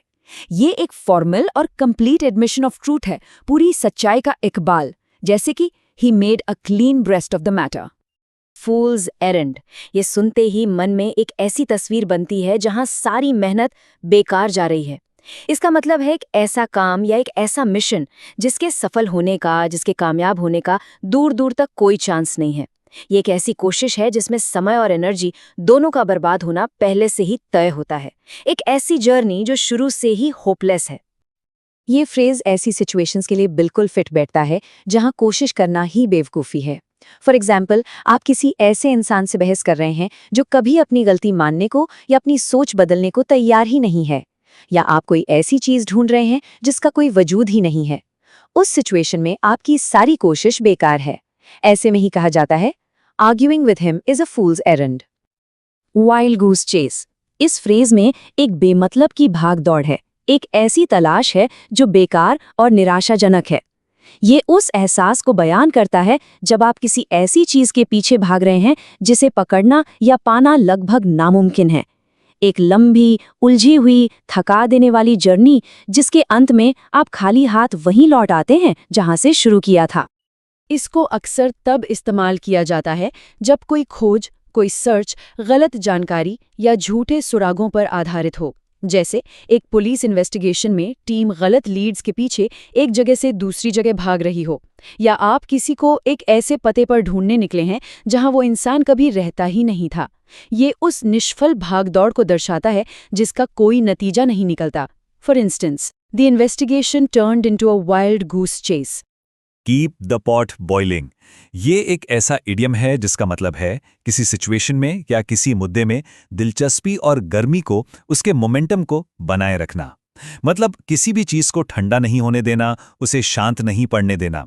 इसे ऐसे इमेजिन कर सकते हैं जैसे एक बर्तन में पानी उबल रहा हो और उसे उबलता रखने के लिए नीचे से आग को लगातार जलाए रखना जरूरी है। बिल्कुल उसी तरह किसी टॉपिक को, किसी डिस्कशन को जिंदा रखने के लिए उसमें लगातार नई इन्फॉर्मेशन, नई एक्टिविटी या कुछ नया एक्साइटमेंट डालते रहना पड़ता है। तो किसी भी प्रोसेस में उस उत्साह को, उस गति को मेंटेन करना ही कीपिंग द पॉट बॉइलिंग कहलाता है। तो इस फ्रेज का इस्तेमाल कब होता है? ये अक्सर ऐसी सिचुएशंस में यूज होता है जहां पब्लिक इंटरेस्ट को बनाए रखना बहुत जरूरी हो, जैसे मीडिया या एंटरटेनमेंट इंडस्ट्री में। सोचिएगा, एक बड़ी फिल्म रिलीज होने से पहले उसके मेकर्स छोटे-छोटे टीजर्स रिलीज करते हैं, पोस्टर्स जारी करते हैं। ऐसा क्यों करते हैं? ताकि ऑडियंस के बीच फिल्म को लेकर जो एक्साइटमेंट है वो कम ना हो। इसी तरह पॉलिटिक्स में भी किसी बड़े फैसले से पहले छोटी-छोटी खबरें बाहर आती हैं, ताकि उस विषय पर चर्चा चलती रहे। सबका मकसद एक ही है, उस मोमेंटम को जिंदा रखना। जैसा कि सेंटेंस में कहा गया है, they released teasers to keep the pot boiling. Strain every nerve, इस इडियम का मतलब है किसी काम को पूरा करने के लिए अपनी हर मुमकिन कोशिश करना, अपनी पूरी ताकत, अपनी पूरी एनर्जी उसमें लगा देना। और ये सिर्फ फिजिकल मेहनत की बात नहीं है, इसमें मेंटल और इमोशनल एफर्ट यानी मानसिक और भावनात्मक प्रयास भी शामिल है। जब कोई इंसान किसी गोल को पाने के लिए अपनी क्षमता की लिटरली हर बूंद निचोड़ देता है, तब उस स्थिति को बयान करने के लिए ये इडियम बिल्कुल परफेक्ट है। ये उस आखिरी हद तक किए गए प्रयास को दिखाता है जिसके बाद इंसान के पास देने के लिए शायद कुछ ना बचे। इसका इस्तेमाल आमतौर पर उन हालातों में होता है जहां एफर्ट की इंटेंसिटी बहुत ज्यादा हो और सफलता पाना बहुत बहुत जरूरी हो। फॉर इंस्टेंस, एक स्टूडेंट जो एक बेहद कॉम्पिटिटिव एग्जाम की तैयारी कर रहा है और वो हर दिन, हर रात, हर विषय को पूरी लगन से पढ़ता है, या फिर एक टीम ऑफ साइंटिस्ट्स जो किसी लाइलाज बीमारी का इलाज ढूंढने के लिए लैब्स में सालों बिता देती है। इन सभी सिचुएशंस में उनका प्रयास साधारण नहीं होता, असाधारण होता है। उन्होंने सफलता के लिए अपना सब कुछ दांव पर लगा दिया होता है। जैसा कि इस वाक्य में है, they strained every nerve to succeed. Bell the cat, ये इडियम एक बहुत ही मशहूर कहानी से निकला है। कहानी है चूहों की, जो इस बात से परेशान हैं कि बिल्ली उन्हें पकड़ लेती है। तो वो एक मीटिंग करते हैं। एक युवा चूहा सुझाव देता है कि बिल्ली के गले में एक घंटी बांध दी जाए। इससे जब भी बिल्ली आएगी, घंटी की आवाज से सबको पता चल जाएगा। सबको यह आइडिया बहुत पसंद आता है, पर तभी एक बुजुर्ग चूहा एक सवाल पूछता है, लेकिन बिल्ली के गले में घंटी बांधेगा कौन? इसीलिए इस इडियम का मतलब है कोई ऐसा मुश्किल या खतरनाक काम करना जिससे पूरे ग्रुप का तो फायदा होगा, लेकिन उसे करने वाले को पर्सनल रिस्क उठाना पड़ेगा। ये उस सिचुएशन को हाईलाइट करता है जहां सब लोग सॉल्यूशन पर तो सहमत हैं, पर उस जोखिम भरे कदम को उठाने की हिम्मत किसी में नहीं है। अक्सर इस ईडियम का इस्तेमाल एक सवाल के रूप में ही होता है, ठीक उस कहानी की तरह। यह सवाल तब उठता है जब एक ग्रुप किसी जरूरी लेकिन रिस्की काम पर चर्चा कर रहा हो। यह सवाल असल में उस चैलेंज को सामने लाता है कि आखिर इस काम को अंजाम देने की जिम्मेदारी लेगा कौन। मान लीजिए एक ऑफिस में एक गलत पॉलिसी लागू हो गई है। सभी एम्प्लॉयज उससे नाखुश हैं और चाहते हैं कि कोई इसके खिलाफ आवाज उठाए।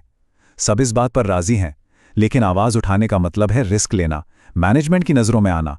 तब यह सवाल खड़ा होता है, who will bell the cat? Leave no stone unturned. इसका अर्थ है किसी मकसद को पाने के लिए या किसी चीज को ढूंढने के लिए हर एक मुमकिन कोशिश करना, हर एक रास्ते को आजमाना और किसी भी छोटी से छोटी डिटेल को भी नजरअंदाज ना करना। ये इडियम एक बहुत ही गहरे और पूर्ण प्रयास को दर्शाता है। ऐसा माना जाता है कि इसके पीछे की कहानी एक ग्रीक कथा से जुड़ी है। तो इसका मतलब बिल्कुल साफ है कि आपने अपनी खोज में या अपनी तैयारी में कोई भी कसर नहीं छोड़ी है। ये फ्रेज आमतौर पर तब इस्तेमाल किया जाता है जब हम किसी ऐसी कोशिश के बारे में बात कर रहे हों जो बहुत ही मेटिकुलस यानी बहुत ही बारीकी से की गई हो। जैसे कि एक डिटेक्टिव जब किसी केस की जांच कर रहा हो तो वो हर गवाह से पूछताछ करता है, हर सबूत को बारीकी से जांचता है और क्राइम सीन की हर जगह को छान मारता है। ऐसे में कहा जाएगा कि उसने केस को सुलझाने में कोई कसर नहीं छोड़ी।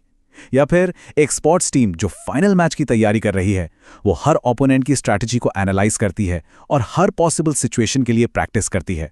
ऐसी स्थिति में हम कहते हैं they left no stone unturned. Donkey's years ये एक बहुत ही इनफॉर्मल यानी अनौपचारिक तरीका है ये कहने का कि एक बहुत लंबा समय। ये आम बोलचाल की भाषा में ज्यादा इस्तेमाल होता है। इसका ओरिजिन भी काफी मजेदार है। असल में ये एक तरह का पॉन है, यानी शब्दों का खेल। डोंकीज यानी गधों के कान, जिनको ईयर्स कहते हैं, काफी लंबे होते हैं। तो लॉन्ग डोंकीज ईयर्स से इंग्लिश ह्यूमर में ईयर्स की आवाज धीरे धीरे ईयर्स यानी साल बन गई और इसका मतलब हो गया बहुत लंबा समय। तो जब भी किसी ऐसी समय अवधि पर जोर देना हो जो काफी लंबी बीती हो, तो इस फ्रेज का इस्तेमाल किया जा सकता है। तो इस फ्रेज का यूज कब होता है? जब हम बीते हुए एक लंबे वक्त को एक्सप्रेस करना चाहते हैं, खासकर दोस्तों से या इनफॉर्मल बातचीत में। यह अक्सर रिश्तों या पुरानी यादों के बारे में बात करते हुए इस्तेमाल होता है।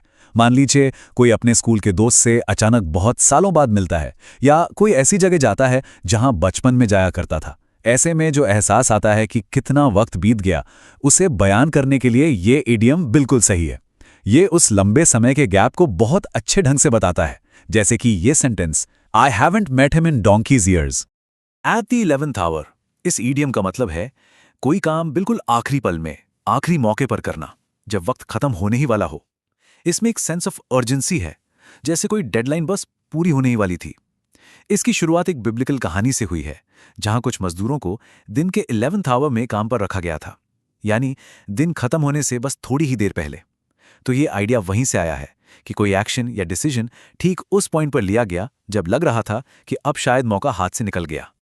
तो इस फ्रेज को हम उन क्रूशल मोमेंट्स के लिए इस्तेमाल करते हैं जहां लास्ट मिनट एक्शन से कोई बुरा नतीजा होने से बच जाता है। सोचकर देखिए, एक बिजनेस डील है जो कैंसिल होने वाली थी, लेकिन आखिरी मिनट में एक कॉल से बच गई। या फिर एक स्टूडेंट जो डेडलाइन से ठीक 1 मिनट पहले अपना असाइनमेंट सबमिट करता है। ये ऐसी सिचुएशंस हैं जहां समय बिल्कुल ना के बराबर बचा हो। नतीजा तो पॉजिटिव होता है, लेकिन उस तक पहुंचने का रास्ता बहुत सस्पेंस से भरा होता है। He arrived at the 11th hour. Burn the candle at both ends. इस इडियम का मतलब है खुद को जरूरत से ज्यादा काम में डाल देना। सुबह बहुत जल्दी काम शुरू करना और देर रात तक लगे रहना बिना ठीक से आराम किए। इसके पीछे का जो विजुअल है ना, वो बड़ा साफ है। अगर आप एक मोमबत्ती को दोनों तरफ से जलाएंगे तो रोशनी तो डबल मिलेगी, लेकिन वो मोमबत्ती बहुत बहुत तेजी से पिघलकर खत्म हो जाएगी। यही मेटाफॉर इंसान की एनर्जी और हेल्थ के लिए है। मतलब आप अपने रिसोर्सेस को एक ऐसे रेट पर इस्तेमाल कर रहे हैं जो लंबा नहीं चल सकता। ये फ्रेज अक्सर तब इस्तेमाल होता है जब हम किसी के लाइफस्टाइल को देखते हैं जो उनके लिए आगे चलकर शायद ठीक ना हो, खासकर हाई प्रेशर सिचुएशंस में, जैसे एग्जाम्स की तैयारी, एक बहुत डिमांडिंग जॉब या 2-2 नौकरियां एक साथ करना। इसमें एक तरह की चिंता भी छुपी होती है कि इस तरह से काम करने का अंजाम बर्नआउट या हेल्थ प्रॉब्लम्स हो सकता है। ये ओवरवर्क और खुद की सेहत को नज़रअंदाज करने को हाईलाइट करता है। She burned the candle at both ends during exams. Cut corners इस इडियम का मतलब है किसी काम को सबसे आसान, सस्ते या फिर सबसे तेज तरीके से करना, जिसकी वजह से उसकी क्वालिटी, उसके स्टैंडर्ड पर समझौता हो जाता है। इसका ओरिजिन कंस्ट्रक्शन से जुड़ा हुआ माना जाता है, जहां वक्त या पैसा बचाने के लिए बिल्डिंग के कोनों को अगर ठीक से ना बनाया जाए तो उसका पूरा स्ट्रक्चर कमजोर हो जाता था। तो इस फ्रेज का इस्तेमाल हमेशा एक नेगेटिव सेंस में होता है। ये इंटेग्रिटी या स्टैंडर्ड्स को नज़रअंदाज करने की तरफ इशारा करता है, सिर्फ सहूलियत के लिए। इस फ्रेज को हम उन सिचुएशंस में इस्तेमाल करते हैं जहां शॉर्टकट्स लेने के अंजाम बुरे हो सकते हैं, जैसे एक कंपनी जो अपने प्रोडक्ट की टेस्टिंग ठीक से नहीं करती, एक रेस्टोरेंट जो खाने में सस्ते इंग्रेडिएंट्स इस्तेमाल करता है, या एक कॉन्ट्रैक्टर जो कंस्ट्रक्शन में खराब मटेरियल लगाता है। इन सभी मामलों में क्वालिटी को सैक्रिफाइस किया जा रहा है, जो आगे चलकर एक बड़ा प्रॉब्लम बन सकता है। ये एक तरह से काम के प्रति लापरवाही दिखाता है। They cut corners to finish early. At the drop of a hat इस इडियम का मतलब है कोई काम फौरन कर देना, बिना किसी हिचकिचाहट के, बिना किसी से पूछे, एकदम इंस्टेंटली। इसका ओरिजिन पुराने जमाने से माना जाता है, जब किसी रेस या फाइट को शुरू करने का सिग्नल एक हैट को जमीन पर गिरा कर दिया जाता था।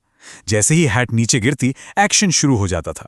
तो ये इडियम उसी स्पॉन्टेनिटी और इमीडिएट रिस्पॉन्स को दिखाता है। इसमें सोच विचार का कोई एलिमेंट नहीं होता, एक्शन फौरन और बिना किसी सवाल के होता है। इसका इस्तेमाल अक्सर किसी इंसान के कैरेक्टर को डिस्क्राइब करने के लिए होता है, उनकी तैयारी और उनके हेल्पफुल नेचर को हाईलाइट करने के लिए। ये एक बहुत ही पॉजिटिव क्वालिटी मानी जाती है। अगर कोई कहता है कि वो eight the drop of a hat मदद करेगा, इसका मतलब है कि वो इंसान बेहद रिलायबल और रिस्पॉन्सिव है। बस कहने की देर है और वो काम हो जाएगा। ये उन लोगों के लिए यूज होता है जो हमेशा हर वक्त मदद के लिए तैयार रहते हैं। He will help at the drop of a hat. Green eyed monster ये एक बहुत पावरफुल मेटाफर है जेलसी यानी ईर्ष्या की फीलिंग के लिए। इस फ्रेज ने जेलसी को एक जीता जागता राक्षस बना दिया है जो इंसान के मन पर कब्जा कर लेता है। इसका क्रेडिट विलियम शेक्सपियर को जाता है, जिन्होंने अपने मशहूर प्ले ओथेलो में इसका इस्तेमाल किया। उस दौर में हरे रंग को अक्सर बीमारी और जलन से जोड़ा जाता था। तो ये सिंपल एनवी से कहीं ज्यादा है। ये एक ऐसी जेलसी है जो डिस्ट्रक्टिव और सब कुछ तबाह कर देने वाली हो सकती है। ये इडियम तब यूज होता है जब जेलसी एक सिंपल इमोशन ना रहकर एक ऑब्सेसिव और नुकसान पहुंचाने वाली फोर्स बन जाती है। ये उन सिचुएशंस को डिस्क्राइब करता है जहां जलन रिश्तों को खराब कर देती है, काम करने की जगह को टॉक्सिक बना देती है या किसी को गलत फैसले लेने पर मजबूर कर देती है। इसका यूज जेलसी के नेगेटिव और डिस्ट्रक्टिव पोटेंशियल पर जोर देने के लिए किया जाता है, ये बताने के लिए कि कैसे ये भावना इंसान पर हावी हो सकती है। Jealousy is a green eyed monster.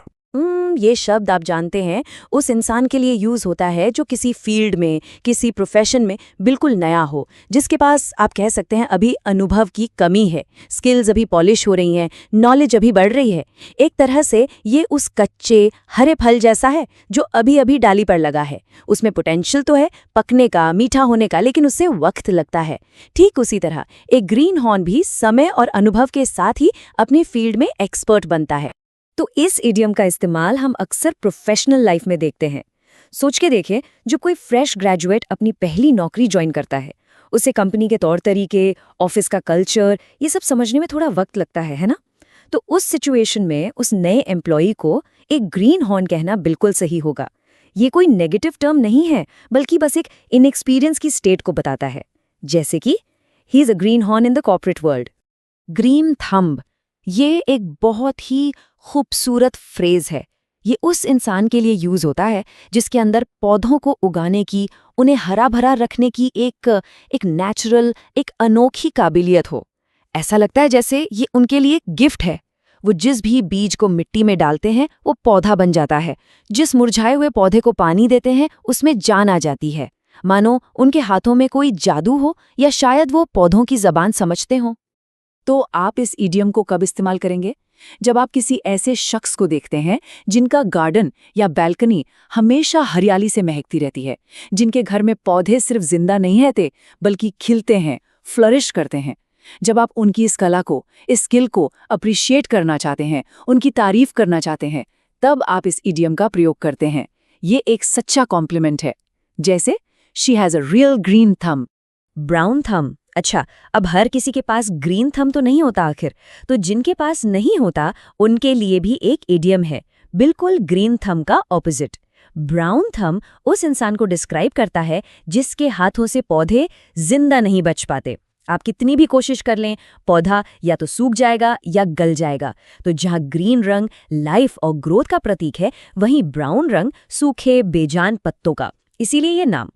अब ये इडियम आमतौर पर लोग खुद के लिए इस्तेमाल करते हैं और अक्सर इसे एक मजाकिया टोन में कहा जाता है। जब कोई अपनी गार्डनिंग की नाकामियों को लाइट हार्टेडली एडमिट करना चाहता हो तो वो कहते हैं कि उनके पास ब्राउन थंब है। ये एक तरह से अपनी इस कमी पर हंसने का, उसे एक्सेप्ट करने का एक आसान तरीका है। For instance, he jokes about having a brown thumb. Fair weather friends, ये फ्रेज दोस्ती के एक ऐसे पहलू को दिखाता है जो थोड़ा दुखदाई है। इसका मतलब है ऐसे दोस्त जो सिर्फ आपके अच्छे वक्त में आपके साथ रहते हैं, जब आपकी लाइफ में सब ठीक चल रहा है, जैसे फेयर वेदर यानी साफ मौसम। लेकिन जैसे ही आपकी लाइफ में मुश्किलों का तूफान आता है, जब वक्त खराब होता है, ये दोस्त अचानक से गायब हो जाते हैं। वो सिर्फ अच्छे मौसम के साथ ही होते हैं। तो इस फ्रेज का इस्तेमाल तब होता है जब आप उन लोगों के बारे में बात कर रहे हों जिन्होंने आपको आपके बुरे वक्त में अकेला छोड़ दिया। ये एक तरह की शिकायत है, एक ऑब्जर्वेशन है कि जो लोग आपके सक्सेस में आपके साथ थे, वो आपके स्ट्रगल के दौरान कहीं नजर नहीं आए। ये उनकी पहचान बन जाती है। जैसे कि इस सेंटेंस में कहा गया है, fair weather friends disappear in hard times through thick and thin. चलिए अब फेयर वेदर फ्रेंड्स का ठीक उल्टा कॉन्सेप्ट देखते हैं। ये फ्रेज सच्ची दोस्ती, गहरे रिश्तों और अटूट सपोर्ट को बयां करता है। यहाँ थिक का मतलब है जिंदगी के मुश्किल पल, कठिनाइयां, जैसे घना जंगल, और थिन का मतलब है आसान खुशनुमा पल। तो जब हम कहते हैं थ्रू थिक एंड थिन, इसका मतलब होता है हर हाल में साथ निभाना, चाहे सिचुएशन अच्छी हो या बुरी। इस फ्रेज का प्रयोग हम तब करते हैं जब हमें किसी के रिश्ते की गहराई और मजबूती को हाईलाइट करना हो। ये दोस्ती हो सकती है, परिवार का रिश्ता हो सकता है, या कोई पार्टनरशिप। ये दिखाता है कि उन लोगों ने सिर्फ अच्छे दिन ही नहीं, बल्कि बुरे से बुरे दिन भी एक दूसरे का साथ देकर गुजारे हैं। उनका बंधन हर कसौटी पर खरा उतरा है। इसका एक बेहतरीन एग्जाम्पल है, they supported each other through thick and thin. Couch potato, ये जो एक्सप्रेशन है ना, ये अपने आप में एक पिक्चर बनाता है, एक ऐसी इंसान की जो बिल्कुल बेहरकत एक ही जगह पर ठहरा सा हुआ है। तो इसका मतलब उस शख्स से है जो अपना ज्यादातर वक्त आराम से सोफे पर, काउच पर बैठे हुए बस टेलीविजन देखते हुए गुजारता है। इसमें जो पोटैटो यानी आलू शब्द का इस्तेमाल हुआ है, वो असल में इनएक्टिविटी को यानी निष्क्रियता को दर्शाने के लिए है। एक आलू के बारे में सोचिए, वो बस पड़ा रहता है, स्थिर, उसमें कोई मूवमेंट नहीं होती। बिल्कुल यही भाव, यही फीलिंग इस मुहावरे में है। और इसका उदय टेलीविजन कल्चर के बढ़ने के साथ साथ हुआ, उस दौर में जब घरों में लोग घंटों तक बस टीवी के सामने बैठे रहते थे। तो इस फ्रेज का इस्तेमाल कब होता है? देखिए, आमतौर पर ये किसी सख्त आलोचना के लिए नहीं है। ये एक हल्का फुल्का, अक्सर मजाकिया अंदाज है किसी के आलस को डिस्क्राइब करने का। ये बस एक ऑब्जर्वेशन है, एक तरह की टिप्पणी है। इसमें कोई गुस्सा या नाराजगी नहीं होती। जैसे एक मॉडर्न कॉन्टेक्स्ट में सोचिए, लॉकडाउन के दौरान जब लोग ज्यादातर घर पर ही थे और उनकी फिजिकल एक्टिविटी काफी कम हो गई थी, तो उस सिचुएशन को बयान करने के लिए ये इडियम बिल्कुल परफेक्ट था। उस वक्त इस तरह से कहना एकदम नेचुरल था, He's turned into a couch potato. Mouse potato, ये आप समझ सकते हैं काउच पोटैटो का ही एक आधुनिक रूप है। टेक्नोलॉजी बदली तो हमारी आदतें बदली, और उसी के साथ हमारे मुहावरे भी। जहां काउच पोटैटो का सीधा संबंध टेलीविजन से था, वहीं माउस पोटैटो का संबंध बिल्कुल कंप्यूटर से है। तो ये उस इंसान के लिए इस्तेमाल होता है जो अपना बेहद ज्यादा वक्त घंटों कंप्यूटर के सामने बिताता है, और इसका नाम माउस से आया है, जो कंप्यूटर का एक इंटेग्रल पार्ट है। तो ये बिल्कुल डिजिटल युग का मुहावरा है। तो इस टर्म का इस्तेमाल खास तौर पर कब किया जाता है? ये तब यूज होता है जब हम टेक्नोलॉजी, डिजिटल लाइफ, इन सब चीज़ों के बारे में बात कर रहे होते हैं। ये उस शख्स की आदत को डिस्क्राइब करता है जो हमेशा ऑनलाइन रहता है, जो कंप्यूटर से चिपका रहता है। और ये ज़रूरी नहीं कि सिर्फ फुर्सत के पलों में ही हो, जैसे घंटों तक गेमिंग करना या सोशल मीडिया पर स्क्रॉल करते रहना। नहीं, ये काम के लिए भी हो सकता है। जैसे सोचिए एक प्रोग्रामर के बारे में जो दिन रात कोडिंग करता है, तो ये उनके कंप्यूटर के साथ उस गहरे जुड़ाव को दिखाता है। She is a typical mouse potato in the family way. ये एक बहुत ही सभ्य, बहुत ही ग्रेसफुल और थोड़ा पारंपरिक तरीका है एक बहुत ही नाजुक बात कहने का। इसका इस्तेमाल तब किया जाता है जब ये बताना हो कि कोई महिला गर्भवती है यानी प्रेग्नेंट है। तो ये एक इनडायरेक्ट एक्सप्रेशन है। सीधे तौर पर प्रेग्नेंट शब्द का इस्तेमाल करने से बचने के लिए इस मुहावरे का उपयोग होता है। ये परिवार को आगे बढ़ाने की जो एक खूबसूरत यात्रा होती है, उसकी तरफ एक बहुत ही मृदु, एक जेंटल इशारा करता है। अब इस मुहावरे की जड़ें कहाँ से आती हैं? इसकी रूट्स विक्टोरियन दौर से जुड़ी हैं। वो एक ऐसा समय था जब प्रेगनेंसी जैसे विषयों पर सीधे तौर पर खुलकर बात करना थोड़ा अशोभनीय माना जाता था। उस समय इस तरह के नाजुक फ्रेज का इस्तेमाल किया जाता था। और वहीं जो शालीनता है, वहीं जो एक ग्रेस है, वो आज भी इसके साथ जुड़ी हुई है। इसलिए इसका उपयोग आज भी अक्सर फॉर्मल सिचुएशंस में होता है, या जब आप किसी के प्रति विशेष आदर, एक रिस्पेक्ट दिखाना चाहते हैं, तब किया जाता है। इसमें एक परंपरा का, एक ट्रेडिशन का एहसास है। She is in the family way. Pull a long face. ये मुहावरा सीधे सीधे चेहरे के भाव यानी फेशियल एक्सप्रेशन से जुड़ा है। इसका मतलब होता है अपने चेहरे से उदासी, निराशा या नाखुशी जाहिर करना। इसकी इमेज को समझने के लिए बस कल्पना कीजिए कि जब कोई सच में दुखी होता है तो उनके चेहरे के एक्सप्रेशंस कैसे होते हैं।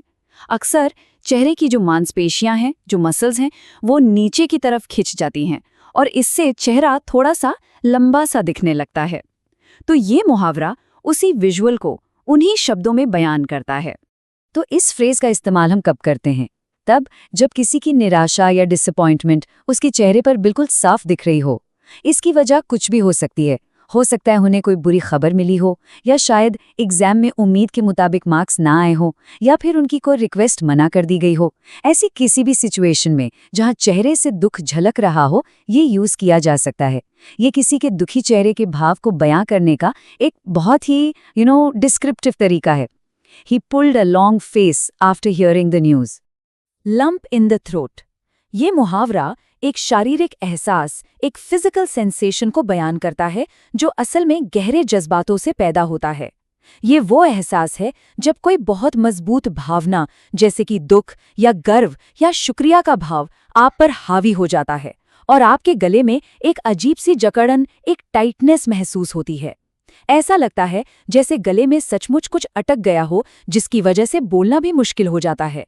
और ये समझना जरूरी है कि वहां असल में कोई गांठ या लंप नहीं होता। ये पूरी तरह से एक भावनात्मक प्रतिक्रिया है, एक इमोशनल रिस्पॉन्स है। इसका प्रयोग बहुत गहरे, भावुक पलों का वर्णन करने के लिए किया जाता है, जब इमोशंस बहुत हाई होते हैं।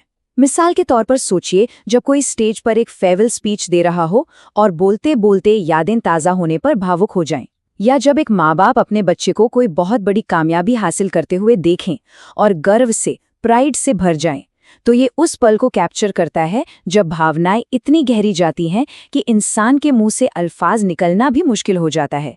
उस स्थिति को हम इस तरह बयान करते हैं, she had a lump in her throat. Fools paradise. ये एक ऐसी हालत को कहते हैं जहां कोई इंसान खुश तो है, लेकिन उसकी खुशी का जो बेस है वो सच्चाई पर नहीं बल्कि झूठी उम्मीदों और गलत फहमियों पर टिका है। ऐसा सोचा जाता है कि बेवकूफ़ लोग इसलिए खुश रहते हैं क्योंकि उन्हें असलियत का, जो आमतौर पे थोड़ी कठोर होती है, उसका अंदाज़ा ही नहीं होता। तो ये एक ऐसी खुशी हुई जो बहुत नाजुक है। जैसे ही सच सामने आएगा ये खुशी गायब हो जाएगी। इसका इस्तेमाल हम तब करते हैं जब कोई या तो अनजाने में या फिर जानबूझकर एक गलत फहमी में जी रहा हो और उसी टेम्पररी सुकून को अपनी सच्चाई मान बैठता है। He is living in a fool's paradise.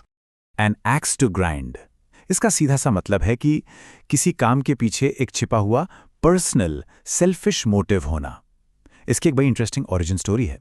कहते हैं कि एक आदमी था जो लोगों से बहुत मीठी मीठी बातें करता था, सिर्फ इसलिए ताकि वो लोग उसकी कुल्हाड़ी यानी एक्स तेज करने में उसकी मदद करें।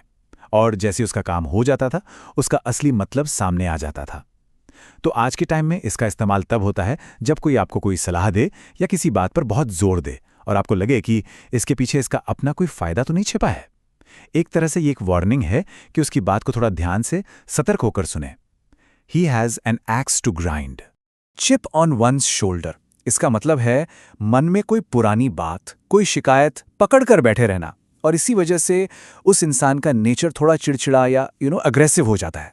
इसके पीछे की कहानी यह है कि पुराने ज़माने में जब किसी को लड़ाई शुरू करनी होती थी तो वो अपने कंधे पर एक लकड़ी का छोटा सा टुकड़ा यानी एक चिप रखकर घूमता था और दूसरों को चैलेंज करता था कि इसे गिराकर दिखाओ। आज के कॉन्टेक्स्ट में ये चिप एक मेटाफर बन गया है उस बोझ का जो इंसान अपने पास्ट से उठाए घूम रहा है और उसे हमेशा ऐसा लगता है कि दुनिया उसके साथ गलत ही कर रही है।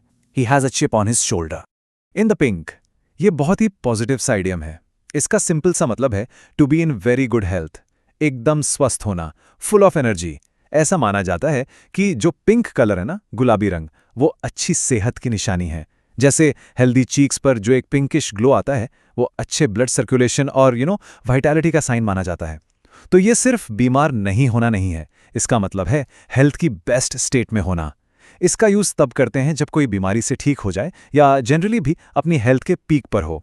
She is in the pink again. Under the weather, ये इन द पिंक का आमतौर पर उल्टा है। इसका मतलब है थोड़ा अजीब सा फील करना, हल्की फुल्की तबीयत खराब होना। इसका ओरिजिन भी समुंदर से जुड़ा है। सोच कर देखिए, पुराने जमाने में जब समुंदर में मौसम खराब होता था, तूफानी हवाएं, ऊंची लहरें, तो जिन सेलर्स को सी सिकनेस होती थी वो थोड़ा आराम पाने के लिए जहाज के डेक के नीचे चले जाते थे। ऐसा करने से वो खराब मौसम यानी वेदर की सीधी मार से बच जाते थे, तो वो आमतौर पर वेदर के अंडर आ गए। इसलिए ये मुहावरा किसी सीरियस बीमारी के लिए नहीं बल्कि हल्की सी तबीयत गड़बड़ होने के लिए यूज होता है। He is feeling under the weather. Cat nap या फिर 40 विंग्स। देखिए, ये दोनों ही फ्रेजेस उस छोटी सी हल्की सी नींद के लिए इस्तेमाल किए जाते हैं जो अक्सर दिन के वक्त ली जाती है। आप इसे एक झपकी समझ सकते हैं, लेकिन ये ऐसी झपकी है जिसके बाद थकान नहीं बल्कि एक नई ताजगी और एनर्जी महसूस होती है, जैसे आपका सिस्टम रीस्टार्ट हो गया हो। ये कोई लंबी गहरी नींद नहीं होती, ये बस कुछ पल के लिए आंखें बंद करना है ताकि बाकी का दिन बेहतर तरीके से गुजारा जा सके। तो इस फ्रेज का इस्तेमाल कब होता है? ये तब यूज किया जाता है जब कोई दिन के बीच में एक छोटा सा ब्रेक लेकर आराम करता है। ये लंच के बाद हो सकता है या शाम को काम से थकने पर।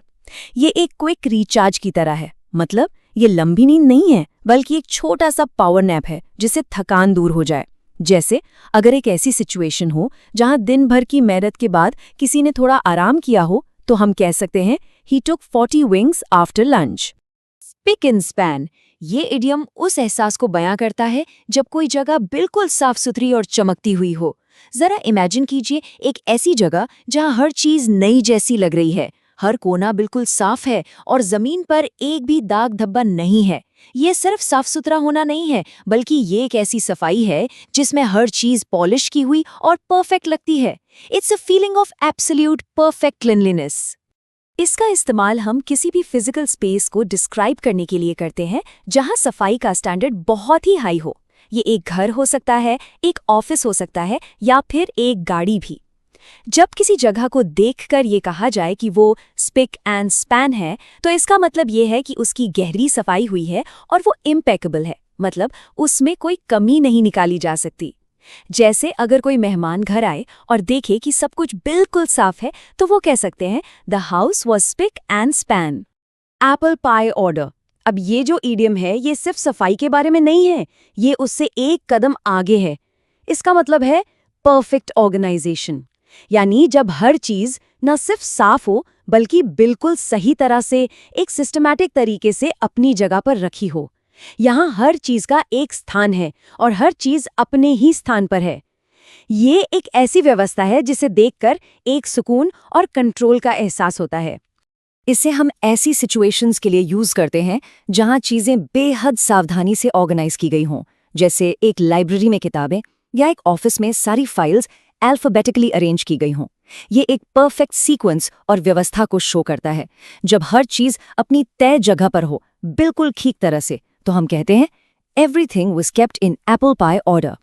एट 6s and 7s, ये इडियम पिछले कॉन्सेप्ट का बिल्कुल ऑपोजिट है। ये एक ऐसी स्थिति को बताता है जहां सब कुछ बिखरा हुआ है, गड़बड़ है, मतलब एक कंप्लीट कंफ्यूजन, डिसअरे और केओस की स्टेट। जब चीजें या प्लान्स आपस में इस तरह उलझ जाते हैं कि कुछ भी आसानी से समझ में नहीं आता। ये फिजिकल चीजों के लिए भी हो सकता है और हमारी प्लान्स या सोच के लिए भी।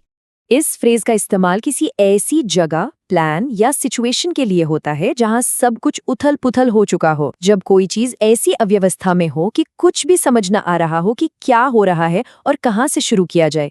ये गहरी उलझन को एक्सप्रेस करता है। फॉर इंस्टेंस, इमेजिन करिए एक ऑफिस जहां किसी इमरजेंसी के कारण सब कुछ अचानक बिखर गया हो। The office was at 6s and 7s। Rainy days, ये फ्रेज आमतौर पर बारिश के दिनों के लिए नहीं है। ये एक मेटाफर है, एक प्रतीक। इसका असली मतलब है भविष्य में आने वाला कोई मुश्किल समय, कोई परेशानी का दौर, या खास तौर पर आर्थिक संकट का समय। एक ऐसा वक्त जब चीजें आसान नहीं होती और हमें सहारे की जरूरत पड़ती है। ये फ्रेज अक्सर एक सलाह के रूप में इस्तेमाल होता है, जब किसी को ये समझाया जाता है कि उन्हें अपने अच्छे समय में, जब सब कुछ ठीक चल रहा हो, आने वाले कल के लिए, भविष्य के लिए कुछ बचाकर जरूर रखना चाहिए, ताकि अगर आगे चलकर कोई अनपेक्षित कठिनाई या मुसीबत आए तो उस मुश्किल दौर का सामना करने के लिए तैयार रहा जा सके। ये एक बहुत ही आम और जरूरी सलाह है। Save some money for rainy days. From pillar to post. ये एक्सप्रेशन ये उस सिचुएशन के बारे में है जहां किसी इंसान को एक जगह से दूसरी जगह या एक ऑफिस से दूसरे ऑफिस लगातार भेजा जाता है। ये एक ऐसी थका देने वाली बेमतलब की भागदौड़ है जिसका कोई अंत या सल्यूशन नजर नहीं आता। मतलब एक ऐसी सिचुएशन सोचिए जहां कोई किसी जरूरी काम के लिए मदद मांग रहा हो, लेकिन हर कोई उसे कहीं और भेज देता है और मंजिल मिलती ही नहीं। बस यही एहसास है फ्रॉम पिलर टू पोस्ट जाने का। तो इस फ्रेज का इस्तेमाल आमतौर पर तब होता है जब एक ऐसी फ्रस्ट्रेटिंग जर्नी को दिखाना हो जहां ब्यूरोक्रेसी या कोई कॉम्प्लेक्स सिस्टम ही किसी को उलझा देता है। इनफैक्ट माना जाता है कि इसकी शुरुआत एक किस्म की पुराने ज़माने की सज़ा से हुई थी, जो इसके पीछे की जो हेल्पलेसनेस है उस एहसास को और गहरा बनाती है। इसका यूज़ अक्सर प्रोफेशनल या ऑफिशियल कॉन्टेक्स्ट में होता है, जहां प्रोसेसेस काफ़ी कॉम्प्लेक्स होते हैं। जैसे इस एग्जाम्पल में, he was sent from pillar to post for approval.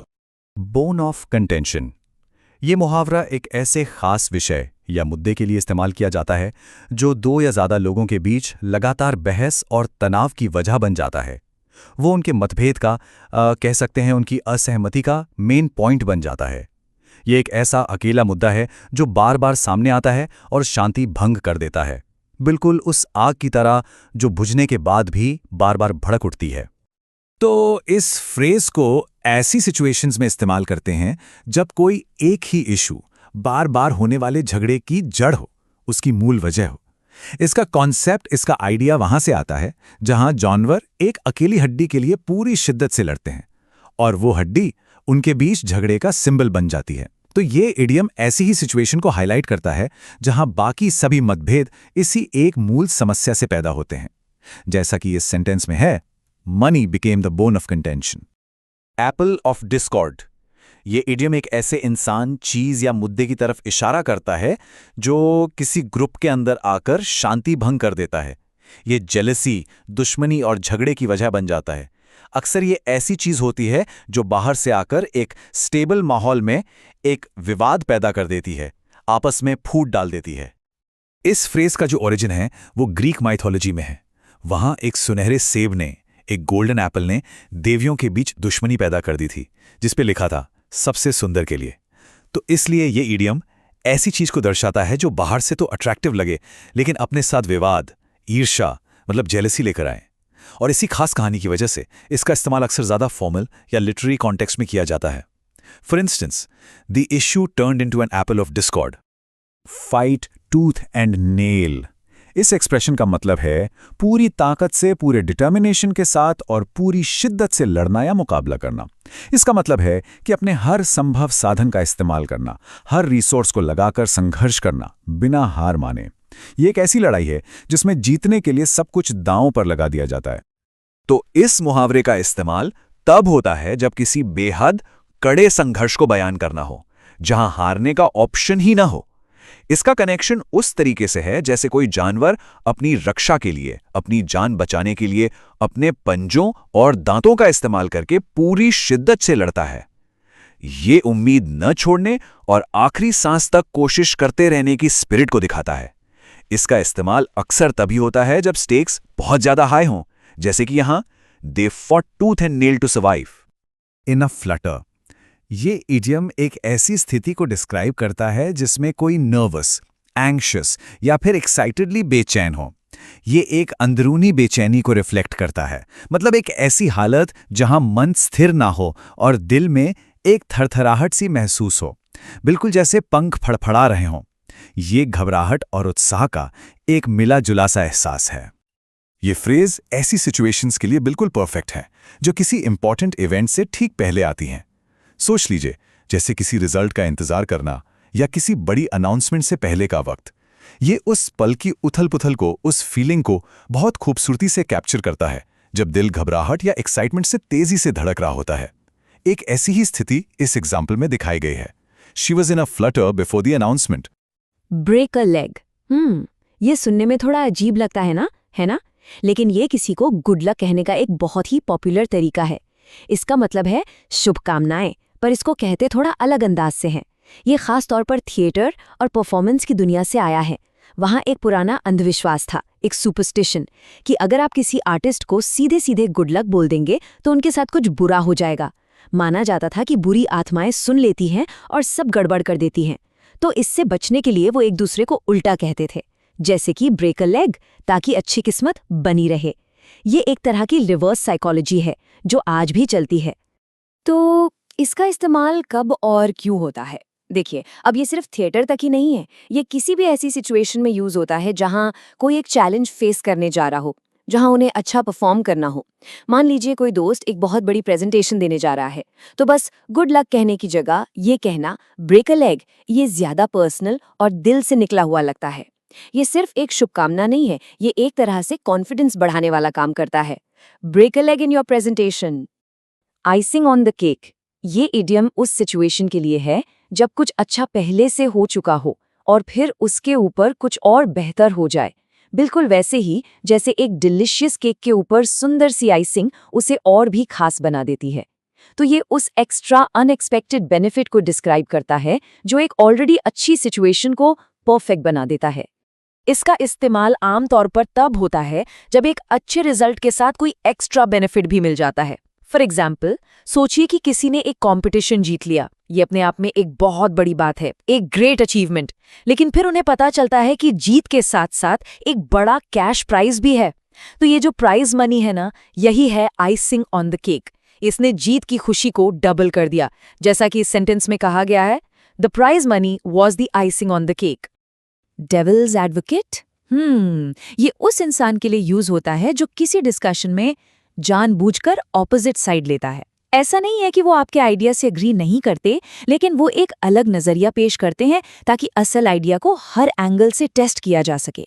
इसका मकसद बहस जीतना नहीं होता, बल्कि आइडिया की कमजोरियों को सामने लाना होता है ताकि उसे और मजबूत बनाया जा सके। ये एक डिस्कशन को और प्रोडक्टिव बनाने का एक तरीका है। तो ये फ्रेज अक्सर तब यूज किया जाता है जब कोई किसी के पॉइंट को चैलेंज करना चाहता हो, लेकिन बिना उनसे डिसएग्री किए। ये कहने का एक बहुत ही पोलाइट तरीका है कि चलो इस पर एक दूसरे पर्सपेक्टिव से भी सोचते हैं। इससे डिस्कशन पर्सनल नहीं होता और कंस्ट्रक्टिव रहता है। जैसे किसी इंपॉर्टेंट मीटिंग में ये कहना बहुत कॉमन है, let me play devil's advocate here. Blessing in disguise, ये इडियम जिंदगी के उन मोमेंट्स के लिए है जब कोई चीज शुरू में बहुत बुरी या अनफॉर्चुनेट लगती है, लेकिन वक्त के साथ पता चलता है कि उस घटना की वजह से कुछ अच्छा हुआ। ये एक ऐसी चीज है जो पहले तो एक प्रॉब्लम लगती है, पर बाद में एक ब्लेसिंग साबित होती है। डिस्गाइज का मतलब है भेस में, यानी एक आशीर्वाद जो दुर्भाग्य के भेस में छिपा होता है। इस कॉन्सेप्ट में टाइम और पर्सपेक्टिव का बहुत बड़ा रोल है। इसको अक्सर तब यूज करते हैं जब हम पास्ट में हुई किसी सेटबैक को देखते हैं और रियलाइज करते हैं कि उस वजह से कोई नया और बेहतर मौका मिला। सोचिए, किसी की फ्लाइट मिस हो गई और वो बहुत परेशान है, लेकिन फिर उन्हें याद आता है कि उसी शहर में उनका एक पुराना दोस्त रहता है जिससे वो मिल पाते हैं। तब ये रियलाइजेशन होता है कि फ्लाइट का मिस होना बुरा नहीं था। उस मोमेंट में वो कह सकते हैं, missing the flight was a blessing in disguise. Excuse my French ये एक बहुत ही इंटरेस्टिंग फ्रेज है। इसका फ्रेंच लैंग्वेज से वैसे कोई लेना देना नहीं है। ये असल में एक तरह की पोलाइट वार्निंग या माफ़ी है जो लोग अक्सर कोई स्वेयर वर्ड या थोड़ी ऑफेंसिव लैंग्वेज यूज़ करने से ठीक पहले या ठीक बाद में कहते हैं। ये कहने का एक मजाकिया तरीका है कि मैं जो कहने जा रहा हूँ वो थोड़ा रूड है, तो उसके लिए पहले से ही माफ़ी। तो लोग इसका इस्तेमाल अपनी थोड़ी रूड बात के इम्पैक्ट को कम करने के लिए करते हैं। ये आगे वाले को सिग्नल देता है कि बोलने वाले को पता है कि वो जो कह रहे हैं वो पोलाइट नहीं है। जैसे कि इस आखिरी एग्जाम्पल में देखते हैं, excuse my French but that was ridiculous.